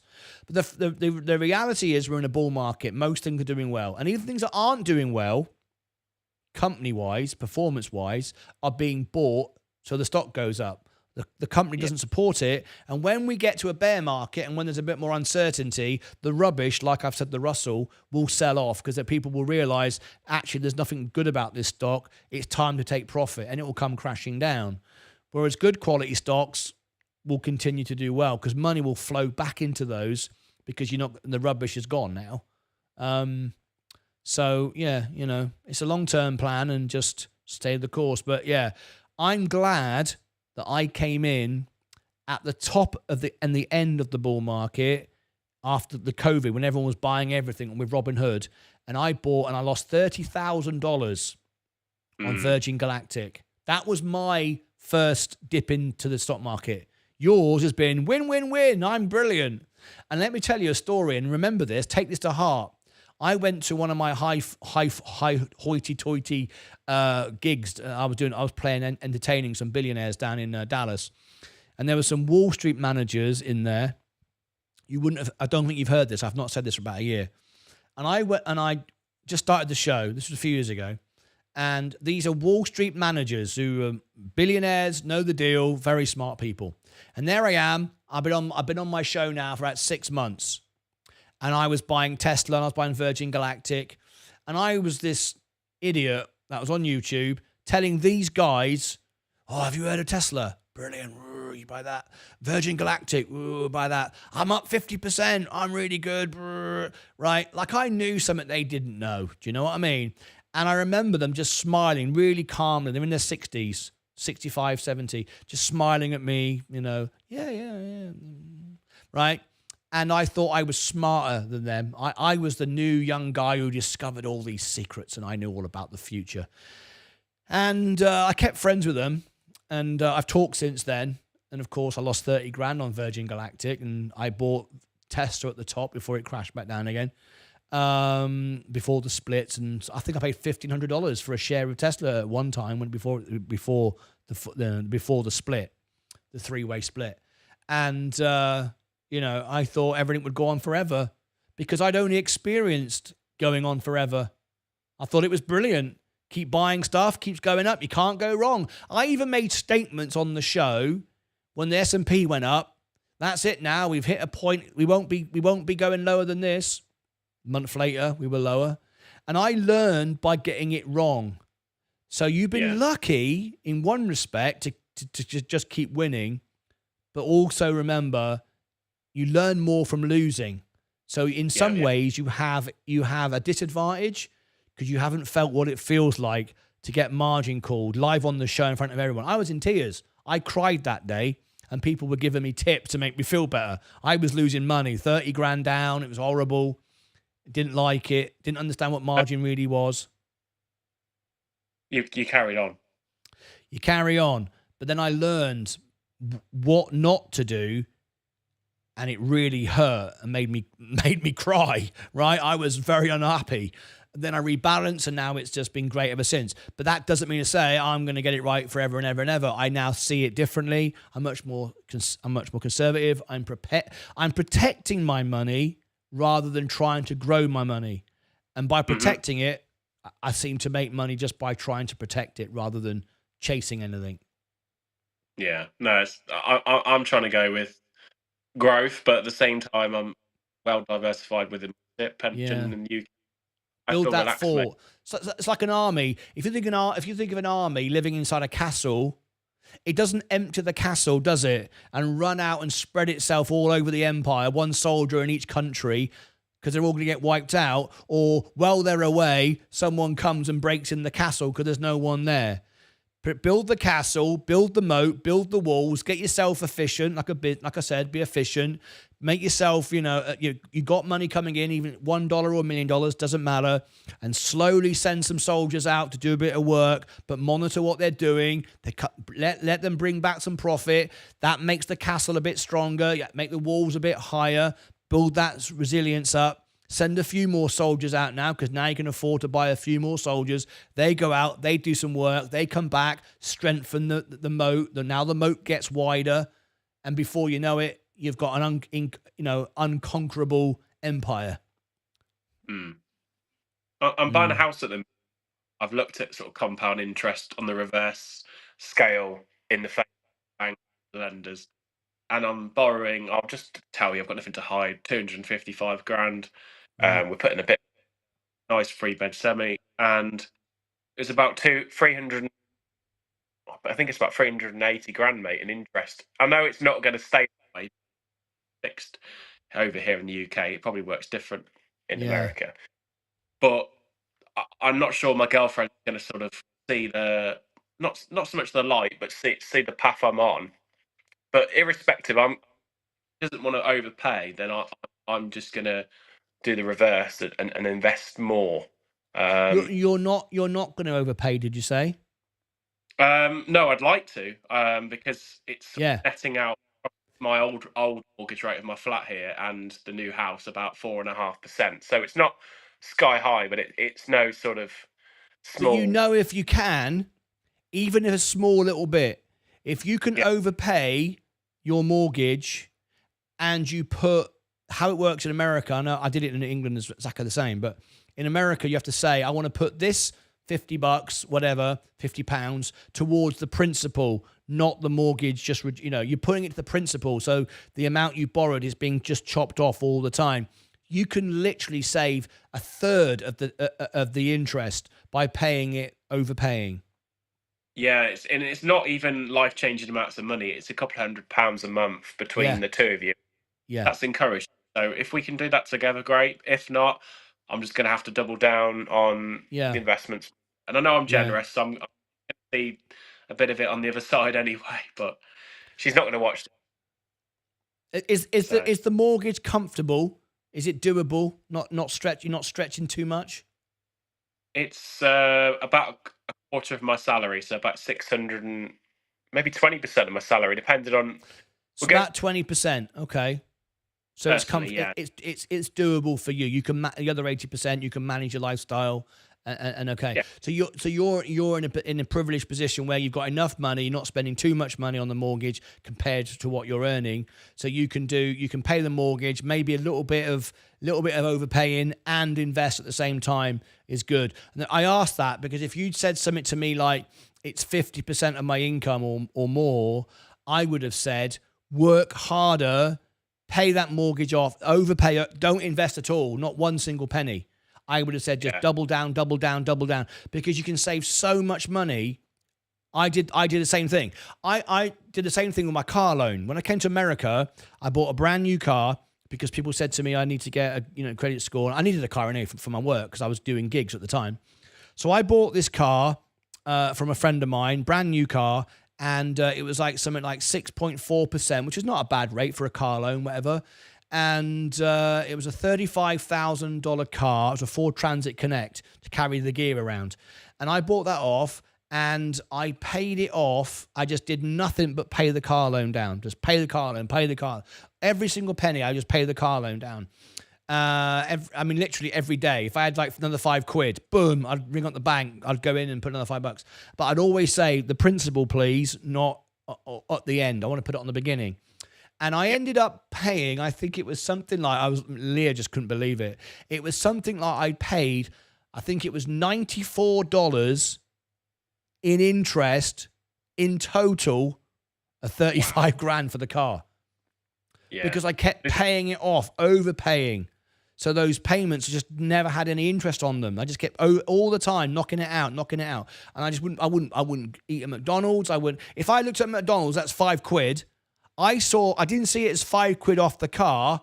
I saw it as £10 off the car because there's £5 and £10 over the period in interest on that £5. And I couldn't believe it. Under $100 in interest. It would have been like a 7-year loan. I paid it off, I think, in a year and a half. Done. Finished. You're the only person in about 1,000 people on that same loan scheme doing it. But, fair play to you. You did it people before don't do it. They think, I can afford £100 a month for 7 years. It's the same as a mortgage. You go, it's 300, whatever, £300 a year, a month mortgage. I can afford that. I'll have a nice life. I'll just go out and do stuff. But you've gone from 30 years to 8 years. Poof. That's the difference. And in 8 years, you've now got no mortgage. You've now got even more money because your property wages have gone up. And now you've got like thousands of dollars every week going, or every month going to the S&P. Boom, boom, boom. No mortgage anymore. You've got more money. Yeah, that's what I see, mate. I see, a time where I continue the mortgage payments, but they're not going to Nationwide or HSBC. They're going into my pension pot or my stocks and. So that's what I want by the time I'm in my mid-50s, not my 60s. There's people really struggling at work and just accept. But that's their life. I've got to look at myself, Yeah. Well, sounds like you got it worked out, mate. Congratulations. Being a young man with a mortgage, it's not easy these days to get a mortgage. Not everyone can. And you've got one, and you've got your lovely lady there, so you're in a good position. Well done. Yeah, enjoyed the call, mate. I'll see you later on the concert. Thanks for calling. Yeah, Friday night, absolutely. Thanks for calling in. Cheers. There Bye. we go. Christopher Shaw calling in. I love having a conversation with you guys. And that was another good call. Feel free to call in any time you like. Carl, you are right. It's so simple. The bum doctor. Nice bum money. Liz, you've been paid what? Money. That's it. We are done. Yeah, MSK. I have no ton coin. You don't need ton coin, Mike. You got XRP. It's your best performing asset, even though you don't realize it. I was referring to James and his icons. Oh, James. Oh, I see. But you've all got icons as well. Very few of you even use them. It's part of the bonuses, and you don't even realize it. I can't believe it. What a waste of space you guys are. You don't even realize you've got all these lovely things that I give you. Lovely things. Lots of lovely things, and you don't even use them. Another CEO purchase making it 4 in 3 months. Trump to pass $1 billion online education reform on day one. Can you cover that stock soon? What stock is that? NRDY? Yes, I can if you are a member of the channel. You're not a member of the channel, so I have to focus on members, I'm afraid, at the moment. MSK, there's something to get those trees, and it ain't. There is something in those trees, and it ain't no man. Get to the chopper. Hello, how's your day going? It's going lovely. It's better now. Good evening, Mike. Good evening, Christopher. Caveman. Do you remember Captain Caveman? Remember that? I showed my family the Leah shirt, and they said, "What's that for?" Told them I made it for a fundraiser for Leah. Yosia said, "Why? Is she sick?" I said, yeah, she's married to Martyn." That's nice. Bit rude, though. Bit rude. Unnecessary. No need for that. Obviously, I was joking, and I told him the real reason. What is the real reason, then? Stacey Bailey, what was the joke reason that you told him? We got laughs, we got jokes, we got stuff. You wait. You just wait. I will buy you. I will buy you a driver mic. A driver mic with my profits. You're almost too old to drive. I got your back. What's your percent profit on your XRP now, Mike? He does it. 69%? Mike said he's got no money. I'm sick of this. You always find this in life. Always. You always find people with the most money say they got nothing. I mean, I'm going to stop believing him now. When I from time to time, I call Mike up. I call him up and we have a chat, and he goes, "Oh, Martyn, I'm struggling. Life's not art. Life's tough for me. I got no money." And now I find out live on the show, he's up 69%. He's a multi-millionaire, this guy. Never got any money. It's always the same people. Always the same. Always the ones with the money. Never got any money. He knows I'm joking. "Oh, I thought your XRP position was averaging at the 30 to 40 cents. Should be more than 69% up." 20.63 shares. Mike, you don't have shares. You have tokens. These aren't shares. They're not stocks. They're coins. In fact, they're not even coins. They're tokens. There's no physical coin. They're tokens. There's data on a blockchain. That's what you own. You own data on a blockchain. It says, "Mike owns me." Mike was here. Mike was here. It's written in cyberspace. If you put your head out the window and looked into cyberspace, because that's where it is, because where you are is the matrix. If you look out the window, that's cyberspace. If you look very closely, just left of right and over there a bit, you'll see a bit of you'll see a bit of XRP, and it will say, "Mike was here." All right? Hold it. For 20 shares. Yup, still holding. Love it. It's 11 quid. I love it. I love it. I love it. Nice one, Mike. Don't you worry about that, Mike. 11 quid's 11 quid. I don't know why I've gone all English. $11 is $11 is $11. 69%. I don't care what you say. By the way, I reached a big milestone today. Pretty chuff. But I won't say as it would be boasting. We get these sort of people as well. You know the sort of people who come on and go, I've had some really good news, but I can't say. Okay, you know we're all going to say. Let's just skip to the end. Let's not do the usual round and round. Go on, tell me. No, I can't tell you. No, go on, tell. No, you don't want to know. Go on. No. Just tell me, because you know we're going to get there anyway. Do you want to call in and show off and tell us how much money you've made? The thing is, if you call in and tell us, we know what's going to happen. I'm going to go, congratulations, nice one, mate. We're going to talk 5 minutes about a really bad Arnold Schwarzenegger impression. Mike's going to feel like committing suicide because he'll go, I've only got 11 quid. I didn't make that sort of money. We know the outcome. Let's just do it anyway. Let's just do it anyway, right? Call in, tell me how much money you made. I'll have a go at your rubbish impression. Mike will phone in probably to say he's made no money. Friday phone in. It's a late Friday phone. Let's do a late Friday phone in. Right? Good God. See? He's already preparing for suicide. He's already going, I'm moving towards it already. I'm already on the edge. I just did MSK to call in and I'm there.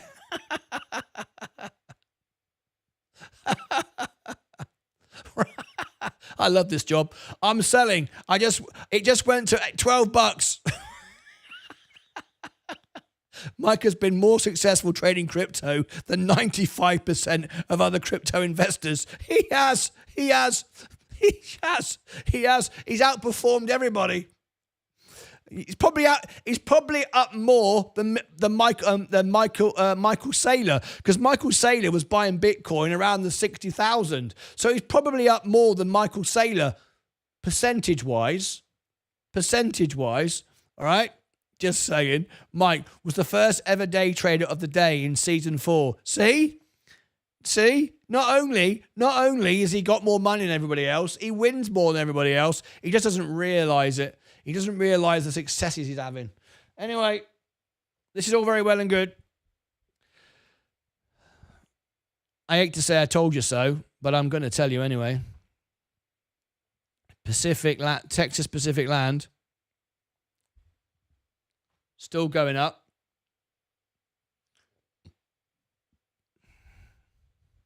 I don't know what else to tell you, really. Anyway, I've done my bit. I tell you what, Erie, Mike's phoning in. My God, now it's going to get good. Now the show's about to begin. Here we go. This can only go downhill from here. All right? Okay, here we go. Mike, live on Martyn Lucas Investor. Yes, that's it. Put yourself in the center of the screen. Bit to the right. Go on, Mike. You can do it. How are you, Mike? I'm $12 richer. But that's 63%. Why are you drifting to the left? Are you drink what? I need to drink more alcohol. My hand's shaking. You never guess who's calling in. I've got him on the phone line. MSK's here as well. MSK. So you stand by. I'm talking to Mike. Mike was first. So you stand by. There you go. Mike, what's going on, mate? Why are you calling in? Just to give you a hard time and to ruin your show. As you always do on a Friday. Very often you phone in between. You're incapable of staying in the center of the camera, aren't you? That's just too much of a challenge. I told you I need to drink more because my hand's shaking. Yeah, but you're able to hold it to the side, so just choose the middle instead. That's it. Perfect. Go upside down. Yeah, just completely mess it up. Mike, how'd you feel? You're doing very well. You are a crypto genius. You've outperformed most people. Yeah, it's... You should do YouTube videos on it, explaining the secret to your success. How you time the market so perfectly. I know. I bought in just the perfect time. I know. 84 cents. Boo-hoo. I bought at 32. How about that? Well, I had it at 30. I know. I had like 150 shares at one time at like 35. Mike, it's not shares. I'll just explain this. Bits Tokens. Of information. Yes, that's better than bloody shares. You can't have shares in XRP, mate. Rubbish. Crypto. Rubbish. Yeah, I'm out of it, mate. I'm done with it. I'm just watching everybody else get rich, getting really upset with myself. In MSK, he has, what do you say, the other day he had like $60,000 profit. For God's sake, sell it. Yeah. Well, we're about to find out how much money he has got. Mike, stay with me. I'll be checking to see if you're still alive. Right? You'll be all right. Just stay right where you are. Let's go and hear from MSK. Let's all get dead jealous. Here he is. MSK, talk to me. What's going on? Why are you done so well today? You know what? Now that Mike's called in live, I feel even more. No, I'm joking. Mike's a big boy. He He'll can get take over it. It's fine. It Can might take just be it. me who can't take it. It's probably going to upset me most. Forget Plus, Mike. I have to say, Mike, how can you say crypto rubbish when you're 69% up on XRP? Come on. but yeah, no, I was gonna say, if I was gonna say anywhere, it would be here, wouldn't it? I've reached a milestone, and my portfolio has gone over $200,000. Way! So yeah, there you go. There you go. And you know what? Shout out to Sensei Crypto, because to be fair, XRP is a big reason for that. So yeah. $200,000. Isn't that amazing? Because you were so far down the other day. Yeah, the other day, maybe a couple weeks ago. Hang on. Stacey Bailey donated $2 through a super chat. Mike with Oh, a bloody Mike's TRI tripod, pod mate. Good it God. must be over $100 by now, right? Mike, you can get the state-of-the-art stuff now. Yeah, tripod. He just refuses. He just refuses. I point blank tell. I send him a bloody link in a minute. I'll text him the link on Amazon of how to buy the tripod. He just won't do it. Yeah. Yeah. Yeah. You know what the funny thing is? I've still got the Fisker position just so that I can offset the. You've still got that. Does that still count? Yeah, apparently it's still open. So I mean, obviously, can you sell it?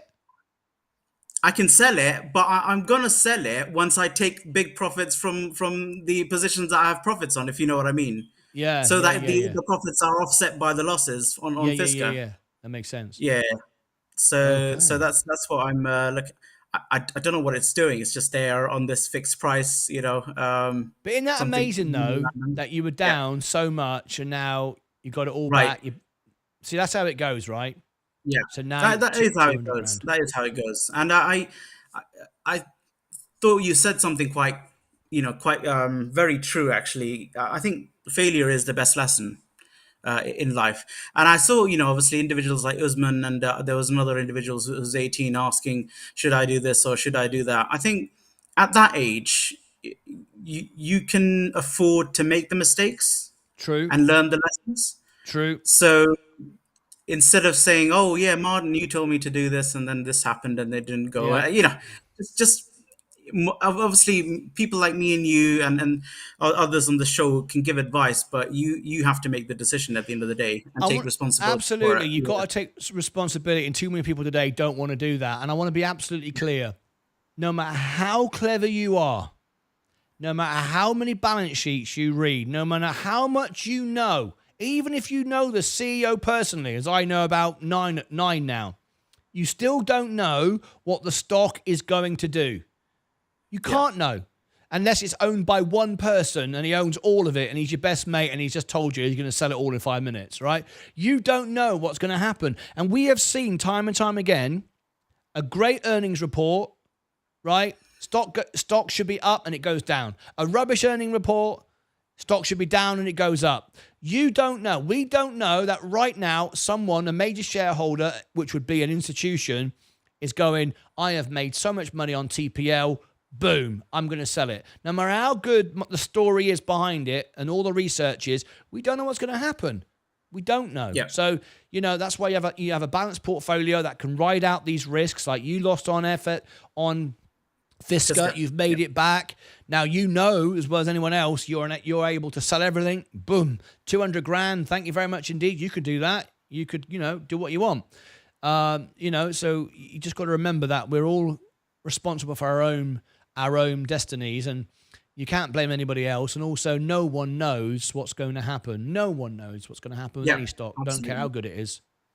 Yeah, and I was looking at Usman's comment, and obviously he was excited that as you correctly pointed out, that TPL is going to be indicted into the S&P 500, but you don't know if on the day you think it's going to go up, it could well go down. It very, very likely will, because it's buy the rumors, Yes. sell the news, tends to work Yeah. in these situations. We've seen it time Yeah. and time again. But again, doesn't mean to say that's what's going to happen, but it could happen like that. People they know the momentum now is behind the stock because it's about to enter the S&P in a few days' time. So everyone's buying it, riding it up, waiting for someone to pull the pin, and then they all start taking profits, and it's very different. Like I hope I gave the example. It's very different for a multimillionaire, and I was speaking to one today who has loads of money everywhere and perfectly comfortable and is buying it on the way up, but is perfectly okay with it going down 30-40%. He will then buy more and he'll bring the average down. He's okay with that, because he's got money, he can afford it to drop, and it wouldn't shock him, it wouldn't upset him. He's been here before 50 times. However, Usman is 18 years of age. He's up 7%, which is a really good amount of money. Let's be honest. He could sell it, take a profit, do it again. For him, 7% drop, if it goes down 20% after that, might be a big lesson in his life, going, oh my God, I'm down 20%. And I haven't got the money to buy the dip on the way down. Can't benefit from it. And now you're sitting around, waiting around for years, because the stock is 22,000% up since 2020. Since 2000. 22,000. It's got a long way to fall down. And before you say it can't, look what happened to Meta. And now it's up again. But bloody hell, people are on CNBC saying that's the end of it. All the trust is gone. Everyone hates Zuckerberg. No one's going to touch the stock again. And now it's up higher than ever. So, but that's great for people who could buy on the way down and add to their positions and so on and so forth. But if you're 18 years of age and you've only made $100 or whatever you've got, and you didn't do anything about it and it went down, that might really hurt you. But like you just said, that lesson is a good lesson anyway. It's all part of the learning process, right? Absolutely. And you know what? I looked at the chart of TPL. I have to agree. It really is pretty damn good. I mean, even when you compare it to the S&P, it's like it's. I mean, I looked at it as back as 2015, and I was thinking this is consistently going up, and at a rate much higher than the S&P, and that's I've not seen a stock that consistent and that consistently positive. No. So I do agree with you. It's got explosive crypto growth with the stability of the S&P and hot land like in Texas where everyone's coming to. And then you add to that Trump and Elon, and what I have heard from people in Texas who are here, land barons who I know in this area are telling me what the plans are, even though it's not publicly everywhere. That's what's going on.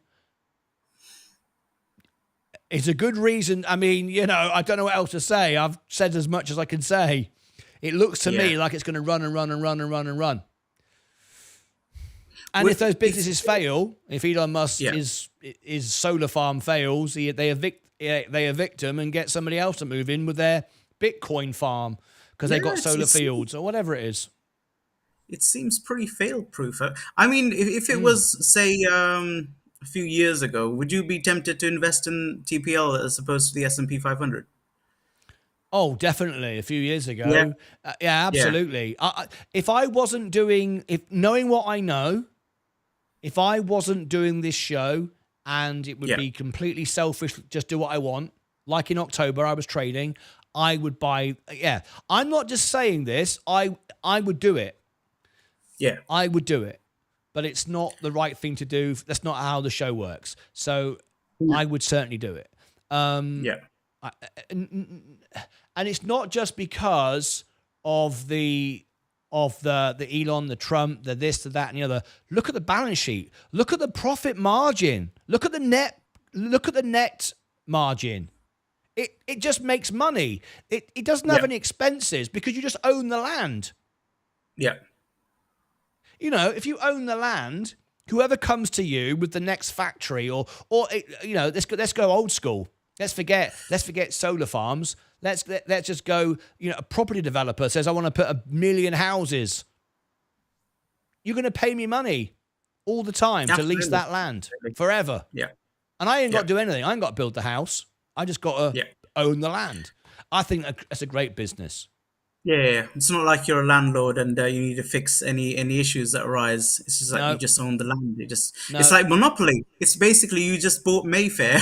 Yeah, you own the board. You own the board. Yeah. And everybody lands on everything. When you played Monopoly as a kid and you land on you'd land on Park Lane and Mayfair and all that lot. You just could never win, could you? Because you just pay out until you were bankrupt. Well, same That's thing, right. isn't it? You own the board. You're right. You never lose if you own the board. Exactly. You never lose. That's a very good. Yeah, absolutely. It's a good metaphor. And no one's talking about it. I think made 4 videos now, and I ranked number 1 for it in YouTube. So on YouTube, no one's covering it. There's a couple of other YouTube channels. They're not even bothered. No one's talking about it. Yeah. No, Fight Channel. Join us. Fight Channel. He is. He's in the chat. Let me, Mike. Okay. Mike, can you call back? Stay right where you are, MSK. Let's bring a Fight Channel on. What? I thought this was just an MSK Martyn Lucas, so just leave me on out. Really? How are you, mate? Well, after yesterday being down 12K, I guess I'm doing all right. Yeah. You were down 12K yesterday. Yeah. Well, what happened yesterday? Well, MicroStrategy want to go ahead and dilute their stocks yesterday, and their stock dropped 200 shares. 200 shares. That doesn't make sense. Say that again. But they diluted their shares, pulled bond money out for it could buy $3 billion worth of Bitcoin. That was MicroStrategy doing. Oh, I see. When they dilute share, what the stock price going to do? It's going to plummet. Yeah. It was at, 555 yesterday and went down to mid 300s. What's the ticker? MSTR. MSTR. Oh, yeah, I've seen this before. Let me just pull it up. And I own the ETF of MSTY that does cover calls on that, and I was down. I didn't lose it because I didn't sell it. I was down. Right. Well, I'm up, but I'm back up 500 today. And today's dividend day. Yeah, today's dividend day. I made a video. This is my best week of dividends. MSTR. I don't know why it's not loading for some reason, but let's have a look. It's up to date. Yeah, I see it up to date 11%. Oh, yes, a big drop yesterday, and it's pretty much bouncing back, isn't it? Let me show everybody. Look at this. This is MicroStrategy. It's up here. This is the dilution here. Look what he's talking about. We're up 65%. We fall all the way down here to up 21%, and we've gained it. We've gained nearly half of it back. So that was a good entry point if anyone had bought that there. But you're in that one, are you? I don't have I don't have MTSR, but I do have MSTY. You have the ETF version, right? Yeah, the ETF. They do cover calls on MicroStrategy, right? And yesterday was a dividend day plus that happening, and that dropped $12 on me. Right. What do you think about Bitcoin and XRP? Gonna hit 100 grand soon? Wait a minute, I don't know how Mike is only at 68%. Didn't I just buy our XRP 2 weeks ago? I'm up 80%. And he bought at a lower price than me, probably. I'm up 80%. Remember though, Mike has his phone upside down. We've been here before. We've explained this before. Mike has his phone upside down. He also talked about coins and not. Well, he says shares, not coins. Yeah. So I wouldn't take it as red. It's pink. Yeah, we just don't know. Did you? What do you think about my favorite stock at the moment, TPL? Does it appeal to you, or you don't like it? It's overpriced. I can't. I don't want to afford that. No. Not even if you fractional share, like $10, $50. You wouldn't. You don't like it. Does it pay dividend? Yep. How much? Not as much as you're getting. It's a growth stock. It's a small dividend. They've increased it by They've increased it by 36% though. But it's not as much as you get from your high dividend stocks because it's a growth stock, right? Right. Because MTSY paid me $4.42. Yeah, you're not a going to get share those sort of yesterday returns. or today. Yeah, You're not going to get that. yeah. Mike, where's Mike gone? We want reaction from Mike. So what's your key takeaway today, Fight? What do you want to put to Mike or MSK? I'm saying Bitcoin might hit 100K this weekend. I think you're probably right. I'll be interested to see 99,200. It went to 99,300 today. I said to Leah, because Leah owns Bitcoin, I said, Leah, we're just about to hit 100 grand. Sell half of it. Sell some of it. Take some profit off the table. She going, well, what if it goes through 100 and just keeps on going? I said, well, it might. But there's a lot of people who want to sell it at 100 grand. Why wait to the 100 grand when it just triggers? Just take some profit. I mean, she's up 175% profit. You see, I think when you're up these sort of numbers, you shouldn't just disregard it as nothing. I don't know. I just think you should take some money along the lines, don't you think? Well, everybody's talking about XRP, right? Why ain't people talking about their sister coin, XLM? I'm up 200%. Yeah, I'm up 200% on XLM. You taking no profit? You're holding it? I'm holding it till it hit all-time high. Okay. And need another 30 cents, 37 cents to get it all-time high. Let me see then if MSK is going to sell some of his. I'll be interested to know. He's on 200 grand. MSK, you got any thought to sell any of your XRP? Right. Here? So it's a good question. So now I like my XRP average, and I firmly believe that altcoin season is going to be first quarter of 2025, having looked at all the indicators and done my research. And now to Fight Channel, I'd be a bit cautious because I think the altcoin season usually is the main catalyst for it is actually liquidity from Bitcoin. So I do have a feeling that once Bitcoin does hit the 100K, it's going to start going down a bit because people are going to start selling off for liquidity to buy altcoins and some of the other stuff. So I don't know how your ETF works, or if it has any expiry dates, or you've set. And by the way, Martin, that's another point. Actually, I have set my stop losses at profits. So if it goes to certain levels, it will automatically. If it doesn't, you've done that. Yeah. You've got that. So Yes. 3 o'clock in the morning when you're asleep, if it trips, it trips. Yes, exactly. Yeah. Sensible. Yeah. I don't particularly like stop losses, as you know. I like to be aware of why it's moving because stock can go down and then bounce back up again. And I don't want to get caught out on a stop loss. But crypto is a little bit different. At 3 o'clock in the morning, suddenly there's a big drop. And you're up big. Yeah, why not? Fair enough. And Fight Channel XLM, absolutely. XLM it's like joined to the hip to XRP, except it's even it seems to be growing even faster.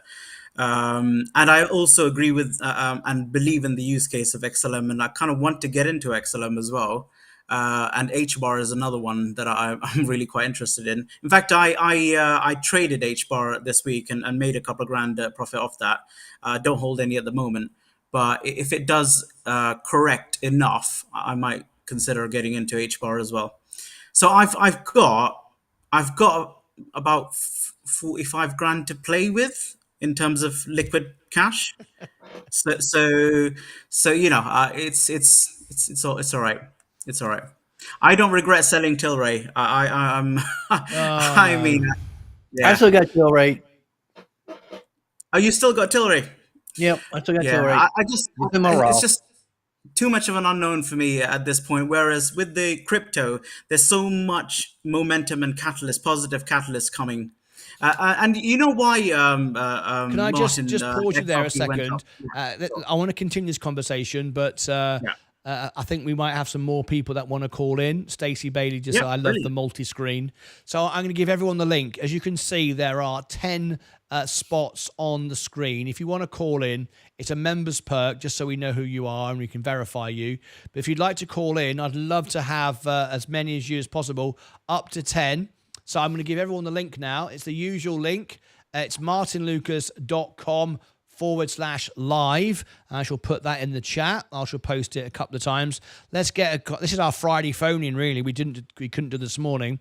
But anyway, there we go. Somebody was getting something done this morning. Yeah, somebody was getting something done this morning. Yeah.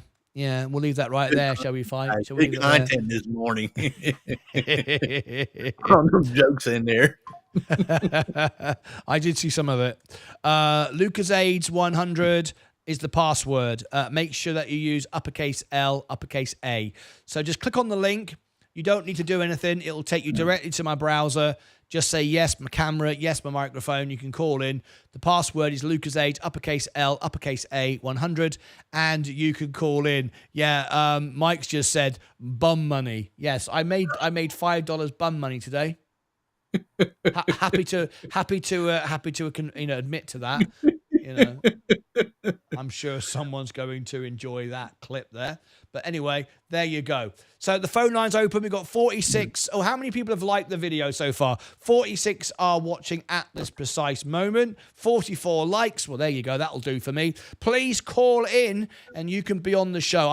We've never yet done it that we get 10 people on the screen. 8 was the most. That was the last time we did I think it was the last time we did the NVIDIA earnings. But anyway, for those you don't know, in tonight, after the closing bell, 4 p.m. Central Time, 5 p.m. Eastern, 4 a.m. in the morning in Australia, Jason Fallon, our gold member of 3 years nearly. He's got a two-year badge, about to turn 3 years. Thank you, Jason. We used to have you on the camera. Please do call in. Anyway, Mike, call back. We're discussing crypto right now, and we're discussing all these things. Let me move Fight Chat MSK to position 2. Now we're all balanced out again. There you go. That's pretty cool. So anyway, what a week it's been. Zaxay, is Zaxay in the chat? I want to hear from Zaxay because Virgin Galactic is up 8.48% today. Wow. Yes. Wow. Big rally today. 8.72 on the week. It's only flat on the week, though. On the month, it's just going up and down around the same track, same channel, rather. But over the 3 months, we're up 4%. But it is a change. But when you start looking back further, you sort of zoom out and you look at it over the year, it's not really doing anything. If you look at the 1 year, it's not doing anything. Look at the 5 year, it looks like a flat line. It's just when you zoom in, it looks a bit more interesting, but it's still not doing anything yet. Anyway, yeah, flat. Yeah, exactly, flatlined. Anyway, would anybody like to call in? Jason Fallon from Australia, we'd love to have you on the show. Usman, Usman, Mike says you like bum money. Yeah. He likes mentioning the fact that I got it, but there you go. We shall leave that where it is. Anyway, we've got 45 minutes to go. We will ring the bell. We have been here since 7 o'clock this morning, and then we'll break for an hour and then come back with the traditional format of doing the music show. I haven't actually created the event for it yet, so I'll have to do that in a second. I could start doing that now, actually. Does anybody else want to call in? Do you guys want to take over for a minute while I create this event for this evening? Yeah, it's funny that Bitcoin's doing good and Ethereum's doing the opposite today. It's going down. I've noticed that. Yeah, same. Noticed that as well. I noticed that. And Avalanche is doing pretty well today. Amazing. Because I own Avalanche too. Yeah. It's weird, isn't it? Why Ethereum is not doing what Bitcoin's doing. You'd have thought it'd have gone up with it, but it's not. It's kind of strange, isn't it? Anyway, I was going to ask, Martin, do you know the main catalyst as to why XRP just randomly exploded over the last 24 hours? Isn't it something to do with the court case again? Wasn't there some resolution to that? It's Gary Gensler announced that he was going to step down from his position as the chair. Because they were going to appeal. They're going to appeal against a decision and now he's stepping down, so they won't be appealing, I guess. And people don't It's like most him likely going to anyway. get thrown out. It's most likely going to get thrown out, and Okay. so he's And he officially was the guy declared that behind it he's all, stepping wasn't down. he? He was the who guy who hated was it. behind it all. Yeah, that makes Which sense. obviously is a huge catalyst for XRP, because obviously it's been an absolute pain for XRP. Yeah. But again, yeah. is it a real reason to jump up and down? The asset isn't suddenly doing better because somebody not really anything to do with it, but it's just the noise around it is going away. That worries me because you get this big pump and then dump again. It's not like, you know, see, I'm old school, right? What I look for is the CEO of Coca-Cola just to suddenly say, suddenly everyone's decided to stop drinking Pepsi and they're all going to drink Coca-Cola, and we're now selling twice as much Coca-Cola as we've ever sold before. Now that's that's what I want to hear. Being told that Gary Gensler's disappearing, it doesn't make XRP any better, does it? It just drives some attention in the right way. Again, I think, I think this conversation again. So it's not XRP, but Ripple that I'm focusing on. I get it. Ripple is basically, the partnerships that they're creating, the utility case. I mean, even just looking at the partnerships, just the sheer amount of banks that are on board with this. Same with XLM, same with HBAR. There must be a reason why Citibank, Santander, all these big names are actually getting on board with these companies and willing to work with them. And there must be a reason why Gary Gensler gave the green light to Ethereum and Bitcoin and decided, you know what, XRP, you're a security. I with agree. no good reason. Yeah. I agree. That makes sense. But again, I think And it's just I have a feeling that Ethereum isn't doing as well as expected, because I have a feeling the attention, there's a big fear that the attention on Bitcoin is obviously the OG. So it controls everything in a sense. Everything moves with Bitcoin, but Ethereum, being the second biggest in terms of market cap, I think a lot of people have some skepticism, because it was its main claim to fame in a way. Of course, its technology, blockchain technology is significant, but also its other main claim to fame is that Gary Gensler and the SEC gave them a green light without much justification. And in fact, XRP used to be the second biggest market cap at one point, until the SEC case came along, and then Ethereum took over.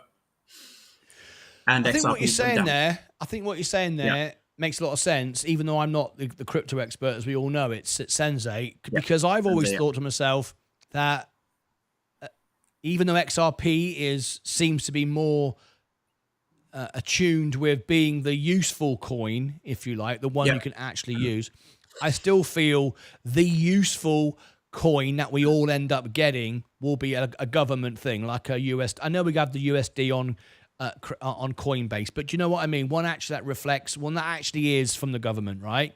Completely regulated, completely $1 is one coin, and yada yada yada. I think that would be great. A digital currency for the world. Period. Simple. I can see that happening, and it doesn't exist right now, in my opinion. XRP is closest to it, but whatever. But if you're going to buy the digital gold, there's only one, and that's Bitcoin. So I think, if you're going to own crypto, you want to just own something that just keeps going up forever and you can hold it forever, and you're just owning it as an asset to maybe one day borrow against, which is, I'm sure, what a lot of people will do eventually, is Bitcoin. Everything else just seems a bit too risky to me. Yeah, I think I touched upon this last time. So that's kind of like saying, if you're going to own a phone, it's going to be a Nokia, back maybe 10, 15 years ago. But now, well, and here we, yeah. Or BlackBerry. What was sorry, that? Say that again. Or BlackBerry. I mean, BlackBerry was famous. Or a BlackBerry as well. And then obviously now we've got the Androids and the iPhones, which have absolutely eclipsed. And that's the trouble, isn't it? We probably all say today, well, you're never going to replace the iPhone. It's ingrained. but we've Yeah. seen it. We've seen it before when people, did have a VHS recorder, Betamax, and that's disappeared, and CDs and tapes, and who knows? In 10 years, we've all got something different. And I wish Zach was here to say that's technology. Yes, It is. At the end of the day, it is. I do think though, because when a company becomes so large, like iPhone, Apple, Nvidia, it seems hard to imagine them ever being able to be taken over or compete with them, because they own everything. There's no money to come in and compete. As long as Nvidia keep innovating and keep running the company properly and not just start getting all delirious with all the money and just start sitting around having parties all the time, as long as they're running the business as a business, how can anyone come in and do what? There's just no way of competing, is there? Yeah, if you can't beat them, work with them. At Exactly. the end of the day. This is what I say about. This is why I talk about say. Coca-Cola. Yeah. If Coca-Cola, if the flavor of Coke gets out of date and someone brings out some new cool drink and everyone, for some reason, the latest pop star says, I don't like Coca-Cola, and everyone stops drinking it for whatever reason, and it's not fashionable, it doesn't affect Coca-Cola. Because they've got all the other brands and all they'll do is buy the other one. They're a bottling company. And as long as humans are humans and humans drink something, it's going to be in a can or a bottle.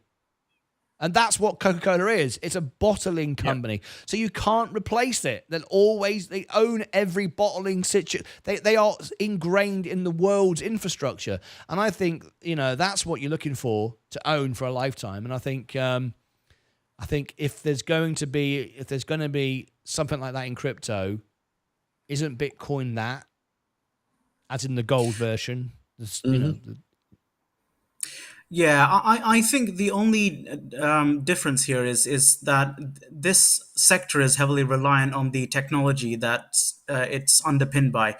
So with Bitcoin, I think you touched in the last conversation that we had.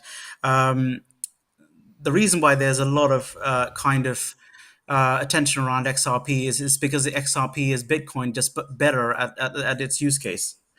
It's just faster, it's cheaper to actually, in the way that it replicates Swift, which is what all of the banks use in terms of how banks talk to each other. I don't. Yeah. I don't know if XRP is a version of Bitcoin. I think because Bitcoin not necessarily was the first, the cryptology, whatever they call it, the blockchain was around before BTC, so I understand from what I've read. The actual technology was around a while before. They tried several other versions, different coins, and this, that, and the other. Why I think Bitcoin is potentially unreplaceable is not because the technology is going to improve, because it will. Not because fashion's changed, because it will. It's like gold, right? You could turn around and say, like I did when I got married, I didn't want a gold ring. I wanted what have I got, babe? Is it platinum? Tungsten. Here you go, tungsten, right? And I'm not no joke, right? I went on Amazon and said that's the one I want, and it was like about 40-50 quid a tungsten ring. It was inexpensive, a lot cheaper than gold or white gold or silver. Tungsten, but it never gets scratched. It's really great. It lasts forever. It's really shiny. It looks really good. It's a better metal, but people still want gold, don't they? Most people still want gold. Most ladies still want diamonds, even if we can come out with a better version of it. So I think when crypto came out and it got trendy and popular, Bitcoin became the one to own. What's that noise? We got police cars. Truck. Did you hear that? Yeah. Woo, woo, woo. Yeah. Sorry, that was me. Sorry, that's me. That was that was sirens you. outside my That was you. I could hear sirens sorry. coming from somewhere. It was really weird. Yeah. Yeah, really strange. But anyway, So do you know what I mean? Fine. There's no I'm reason. curious There's to know no what reason to Fight's change done. it. Yeah. And it doesn't matter if fashion changes. People have wanted gold forever. Gold's a soft metal. It's pretty useless. You have to add stuff to make it, make it work as a ring, work as a I wouldn't necklace. say It's too soft. useless. It does conduct electricity, and in terms of small wires and whatnot, in terms of even current technology, it is very relevant. But It I gets think used in technology. Yeah, it does. But so do other metals. yeah. There are many other things. Lithium. We're looking at silver. Other things. I don't know. Copper. That are more useful. But that's the one that we identified, and I think this is the digital version of that. And it doesn't need to have a facelift. Look what happened to Ethereum Part 2. You remember that? We covered it on the show. Everyone went, "Oh, it's brilliant. It's going to have, what do they call it? The lightning. It was an upgrade or whatever it was." And everyone went, "This is really great for Ethereum. It's having this upgrade." Whoop-de-doo. Yes, it made it better, but that's not why people bought it. People didn't buy it so they could do anything with it. They bought it because it's the alternative to Bitcoin. I saw it as like silver. I'm buying silver rather than gold. I'm buying Ethereum rather than Bitcoin. I don't think anyone cared about, that was it, Lightning 2. I don't think anyone even cared about the upgrade. And in fact, when you watched it, the price went down because everyone pumped it. Oh, it's going to be really great. The world didn't change when Ethereum 2 came out. It just went back down again. It didn't do anything. So I think we've got the digital gold. It's called Bitcoin. Buy it, hold it forever. That's it. And that's all there really is to it.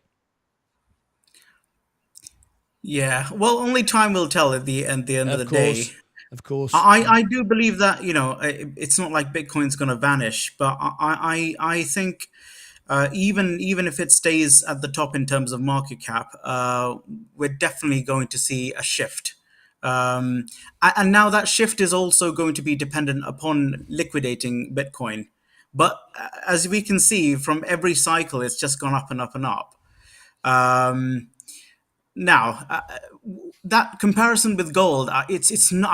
I struggle to see it as a like for like comparison because we're talking about a precious metal versus infinitely complex technology, and it's just not a like for like comparison as far as I can. Fight. What's your opinion? I wish Sensei was here as well. Because obviously he's much well versed than I am in the whole area. I'll text him. I mean, yeah, it's a store of value, just like gold That's is. what I was going to say. Store of value. I mean, it's a store of value, and it could overtake gold one day. It could be by 2030. I believe it be the top market cap of anything in the world. I mean, it really going to be amazing to see what will happen in the next 5 years. Why you think MicroStrategy buying $3 billion worth of Bitcoin now? Because he see that where it could go. Like the U.S. government going to get into Bitcoin. Help pay off the debt. Other countries are getting into it. I do think Michael Saylor's strategy is quite risky to say the least. I mean, because he's really heavily, going in all in pretty much on Bitcoin, and I don't see what he sees that others don't to that exact extent, if you like. I don't know why he goes in as much as he does, because what's he got to gain? I know you go, well, it just keeps going up and up and up, but anyone would tell you, anyone other than a maximalist like Michael Saylor, just all in on everything, right? If you've got, and he has, billions in Bitcoin, and I don't know, you've got all the money you're ever going to need, right? And the company you got's got all the money it's going to need. Doesn't it make sense to protect it and just? I know it sounds really boring, and he probably wouldn't do it. Just go, I'll buy a bit of the S&P as well. Why just be all in on everything? Because how much money do you need? It just seems to be crazy. I don't know. I can't say I would be. I can't say I would behave the same way. If I'd been this lucky and I'd had this much money, I'd go, right, come on, take half the money out and just buy the market, because that way I'm never going to lose. I'm always going to compound. I'm always going to be rich. I don't know. It never. Some people never seemed enough, but maybe I'm looking at it differently. I had a friend who I won't name who run a hotel, and he was a very wealthy man, multimillionaire. And I remember people would say to me every week, he'd come in and he'd say, how have we performed this week in the bar and the club and the hotel, and are we up from the previous week? And he would fire people and get really angry if he wasn't. Always beating. Always. It was never enough. Never ever enough. We always have to make more. And I just think when you start getting really wealthy and you like Michael Saylor and all these things, big businesses, it's never enough. Now I know it's different than being an individual, just me and you, me, MSK and Fight sitting here, and all we want to do is buy a house, live in a house, pay a mortgage off, have enough money for a holiday. We don't look at the world the same way as an institution does. They're not happy with just getting by and having a few quid left over. They want to, whatever it is they want to do. But I've never understood this desire of super wealth, because I just think if I won $1 million tomorrow, I wouldn't do anything with it. There's nothing I want to buy, nothing I need. I wouldn't do anything. And when I get to $1 million bucks on my portfolio, I'm not suddenly going to go, right now I can buy a Ferrari. I'm not going to do anything. I'm just going to carry on. Nothing's going to change. So some people that's enough. Some people, they just want to own more and more and more. So why would Michael Saylor just want more and more and more and risk more and more and more all in one thing? I don't know what the point is. Never understood it. Can't. Yeah, I'm pretty sure I read or heard somewhere that Michael Saylor had this same strategy and went all in on something else that didn't quite work out. Now I could be wrong, and could be someone else. In the .com era, he owned. He invested heavily and lost it all. But remember, when we talk about he lost it all, just like me, same thing for me. I'm Martyn Lucas LLC. This YouTube channel is owned by Martyn Lucas LLC, and I employ myself personally, right? So my personal money, Leah's house, the house in England, if I borrowed $1 gazillion on the business and went bankrupt, Martyn Lucas LLC goes bankrupt, I'm still okay. I'm still over here. Well, that's the same for Michael Saylor. He's got his own personal yacht and boat and house and mansions and planes and all that, islands, whatever he's got. He's fine if Michael's strategy goes down the toilet. When you're that big and you've got a corporation, you're playing with the shareholders' money, not yours. You're all right. You don't starve. So I don't know. Yeah. I mean, as Fight just said, obviously because of liquidity, the ETF value went down, and what was it, 12K that it went down? It went down $12, but also it went down $7 on that news. But the night on Wednesday night, 8:00, when their activity started on Robinhood, it went down $4.42 because that's what it paid out in dividends. Actually, I just lost. I'm down $12. It was at 46. Now it's at. It went down to like 35. Now it's at 37.38. I'm up $3.64 today. What I find, and I'm looking at Bitcoin right now. What I find, let me put it on the screen as well, over here. Look, what I find really most interesting about this, Bitcoin now 99,258. We're all time highs. We're $50 slightly more a couple of hours ago. Why it baffles me is, remember, this isn't because of there's no earnings call on Bitcoin. There's no earnings call. There's no we're selling more, we're making more Coca-Cola, whatever. This is just people are buying it or they're not. That's all this is. We all agree on that, and no one disagrees with that, right? You buy it, it goes up. You sell it, it goes down. That's all it does. Simple as that, right? It baffles me that we've been dollars before a coin, and whatever Bitcoin came out with when it first started. Was it cents, dollar? I don't know, whatever it was. It was $1. Was it $1? Was it $1? Can you imagine? Can you imagine owning it for $1? Anyway, and here we are, people today. Of course, most people, this is again, you see the whole thing. This is what scares me because I think I understand people's greed and the way. Remember earlier we talked to that other guy and he made money and he didn't want to sell it. What if it goes up even further? And his girlfriend said, it's not real money. It is real money, right? And most people today, I would have said 99.9999% of people are not. None of us here have ever done it. None of us here have ever done it. I've never done it. I have never bought. You guys have never bought. I don't think anyone on the show here has ever bought a whole Bitcoin. Not that it matters. It's not a physical coin. You don't actually buy a coin. You just buy a value, right? I get it. But no one's going to spend $99,000 a day thinking I'm going to get one Bitcoin. No one's going to do that, right? So it doesn't matter what the price is. So we get lost in it. Most people today, I'm guessing, watching this show right now, I'm going to buy $50. So all they spend is $50. Oh, that sounds all right. I spent $50. A lot of people are not interested in my TPL that I like. I don't know why I call it mine. It's not my bloody stock. But TPL, because it's $1,200. Or no, was it $1,600? Oh, I ain't buying that. I even spoke to a couple of people that are multi-millionaires. And their first word was, oh, that's a bit expensive, $1,600. I went, you can buy, $10 of it.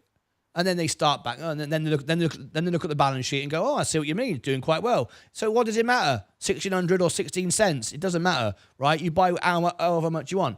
So I think Bitcoin is one of those things that, no one's, Michael Saylor is and BlackRock is, but most of us are buying $50, right? And we're calling it a day at that, or $100 or $200. And then maybe next week, because it's gone down, we'll buy another $50. And so it goes on, right? No one's buying a whole coin anyway. So it's one of those perfect, I'm not suggesting for a moment, I've sort of devil's advocate, the whole Ponzi scheme thing. I've sort of thrown everything in the air so we can discuss every side of it, But no one really feels the real cost of it. Because no one really pays 99 grand for anything. You just paid $10 for it. And you think you got $10 worth of Bitcoin and you feel great. And that in itself is a scary thing. Because that's like going into a supermarket and going, 10 years ago, can I buy a pint of milk? Now today, can you put a bit of milk in this thimble? You can't do that. They won't let you do that. But you can, just buy a little bit of milk. Can I buy 2 drops of milk? But that's what you can do with Bitcoin. And I think that's a bit of a scary thing, don't you? Well, you've just described what's happened with gold, essentially. Yeah. I mean, at the end of the day, I don't think I own any gold in terms of the the necklaces or rings or in terms of the stock either. But I'm alive. I can live without it. I don't need it at the end of the day. So yeah, it's exactly the same thing. So it is perceived value. But at the end of the day, I think where the similarities lie is obviously it's all to do with supply and demand. There's a finite supply, and obviously Bitcoin goes through its halvings, which decreases its supply, but the demand seems to be increasing, which is obviously what's pushing the value up. In a similar way to gold. But why, and in that sense, following on from that statement, why would I invest in something like XRP? Because I can see that AI and technology are the future investments. And I can see things like XRP and HBAR really, being utilized. Oh, hi, Mike. Being utilized by some of the biggest players in AI and technology. And there must be a reason for that.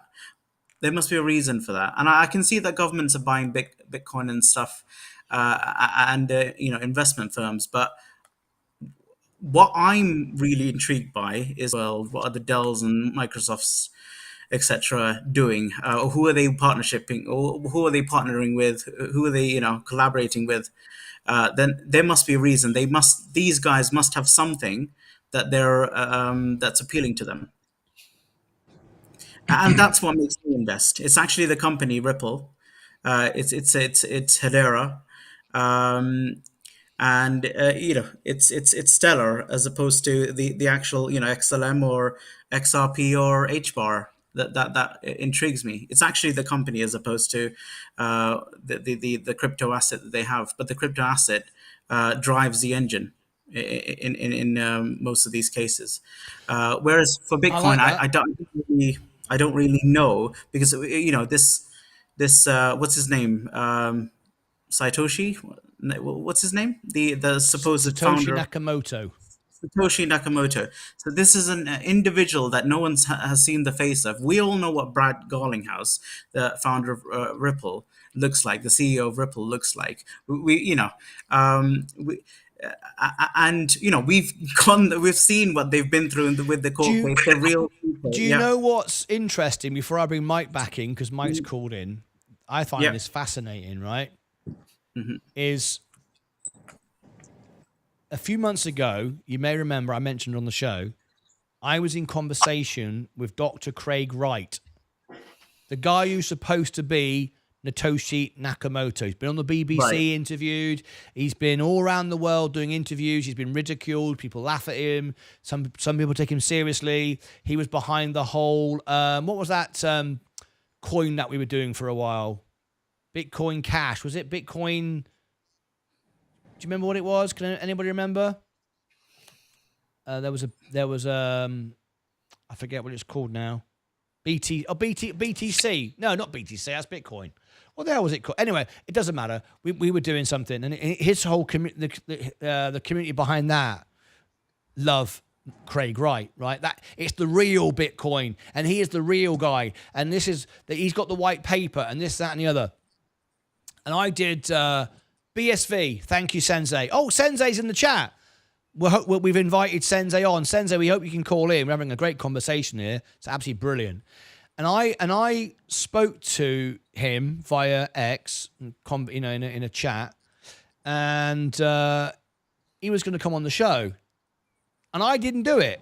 I had the real Satoshi Nakamoto could have been on my show. Woohoo! I did some research.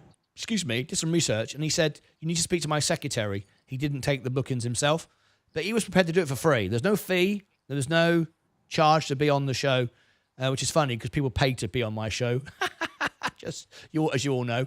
But, he's free. And I did a lot of research, and he was on everybody's show. He was all over the place. He was doing YouTube channels with like 300 subscribers. He was doing everybody's. He was never on the big ones. It wasn't on Meet Kevin. He wasn't on CNBC. He wasn't on Bloomberg. He was on all these little YouTube channels that want to get views.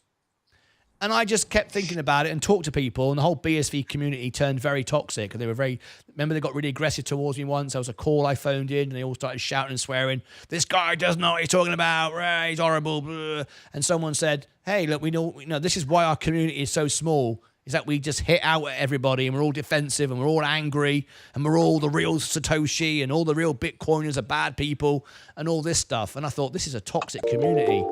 I want nothing to do with it, right? And I had the real Satoshi Nakamoto, allegedly, and I never even covered it. Isn't that fascinating? That no one really knows who the real Satoshi is. I could have maybe got the real Satoshi, but no one really cares. They don't want to hear from him. No one cares who he is. And I think that's really bizarre. Mike's smiling away because, what other business, other management of the business, would you not care, or who runs it?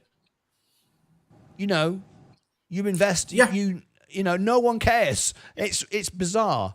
Anyway, I don't know if Sensei is going to call in.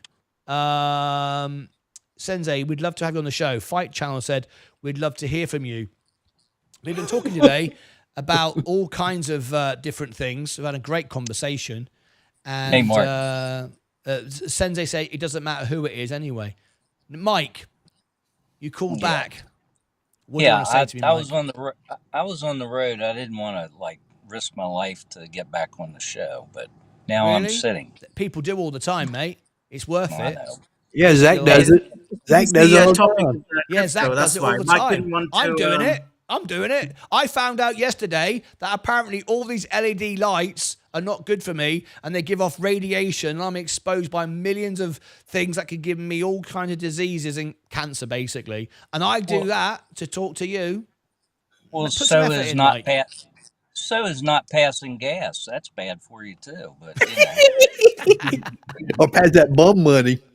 Oh yeah. Sensei, by the way, in case you're worried, I'm coming. Oh, Sensei's coming online. This is going to be great. That bun This is great. money. You gonna buy I that earned, bun I bar earned now? bun money today. Hey, listen, we That was a bit talked about rude, this. Mike. You saying that, quite honestly, I because know. because Fight Channel's going to use that now, and It's he's one okay. of the good guys. Imagine some of the bad trolls on Reddit.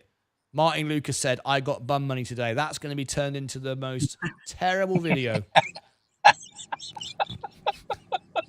And that's because of you. I've got you to thank for that. Well, I told you, I ruin the show all the time. Every time. It's your job, right?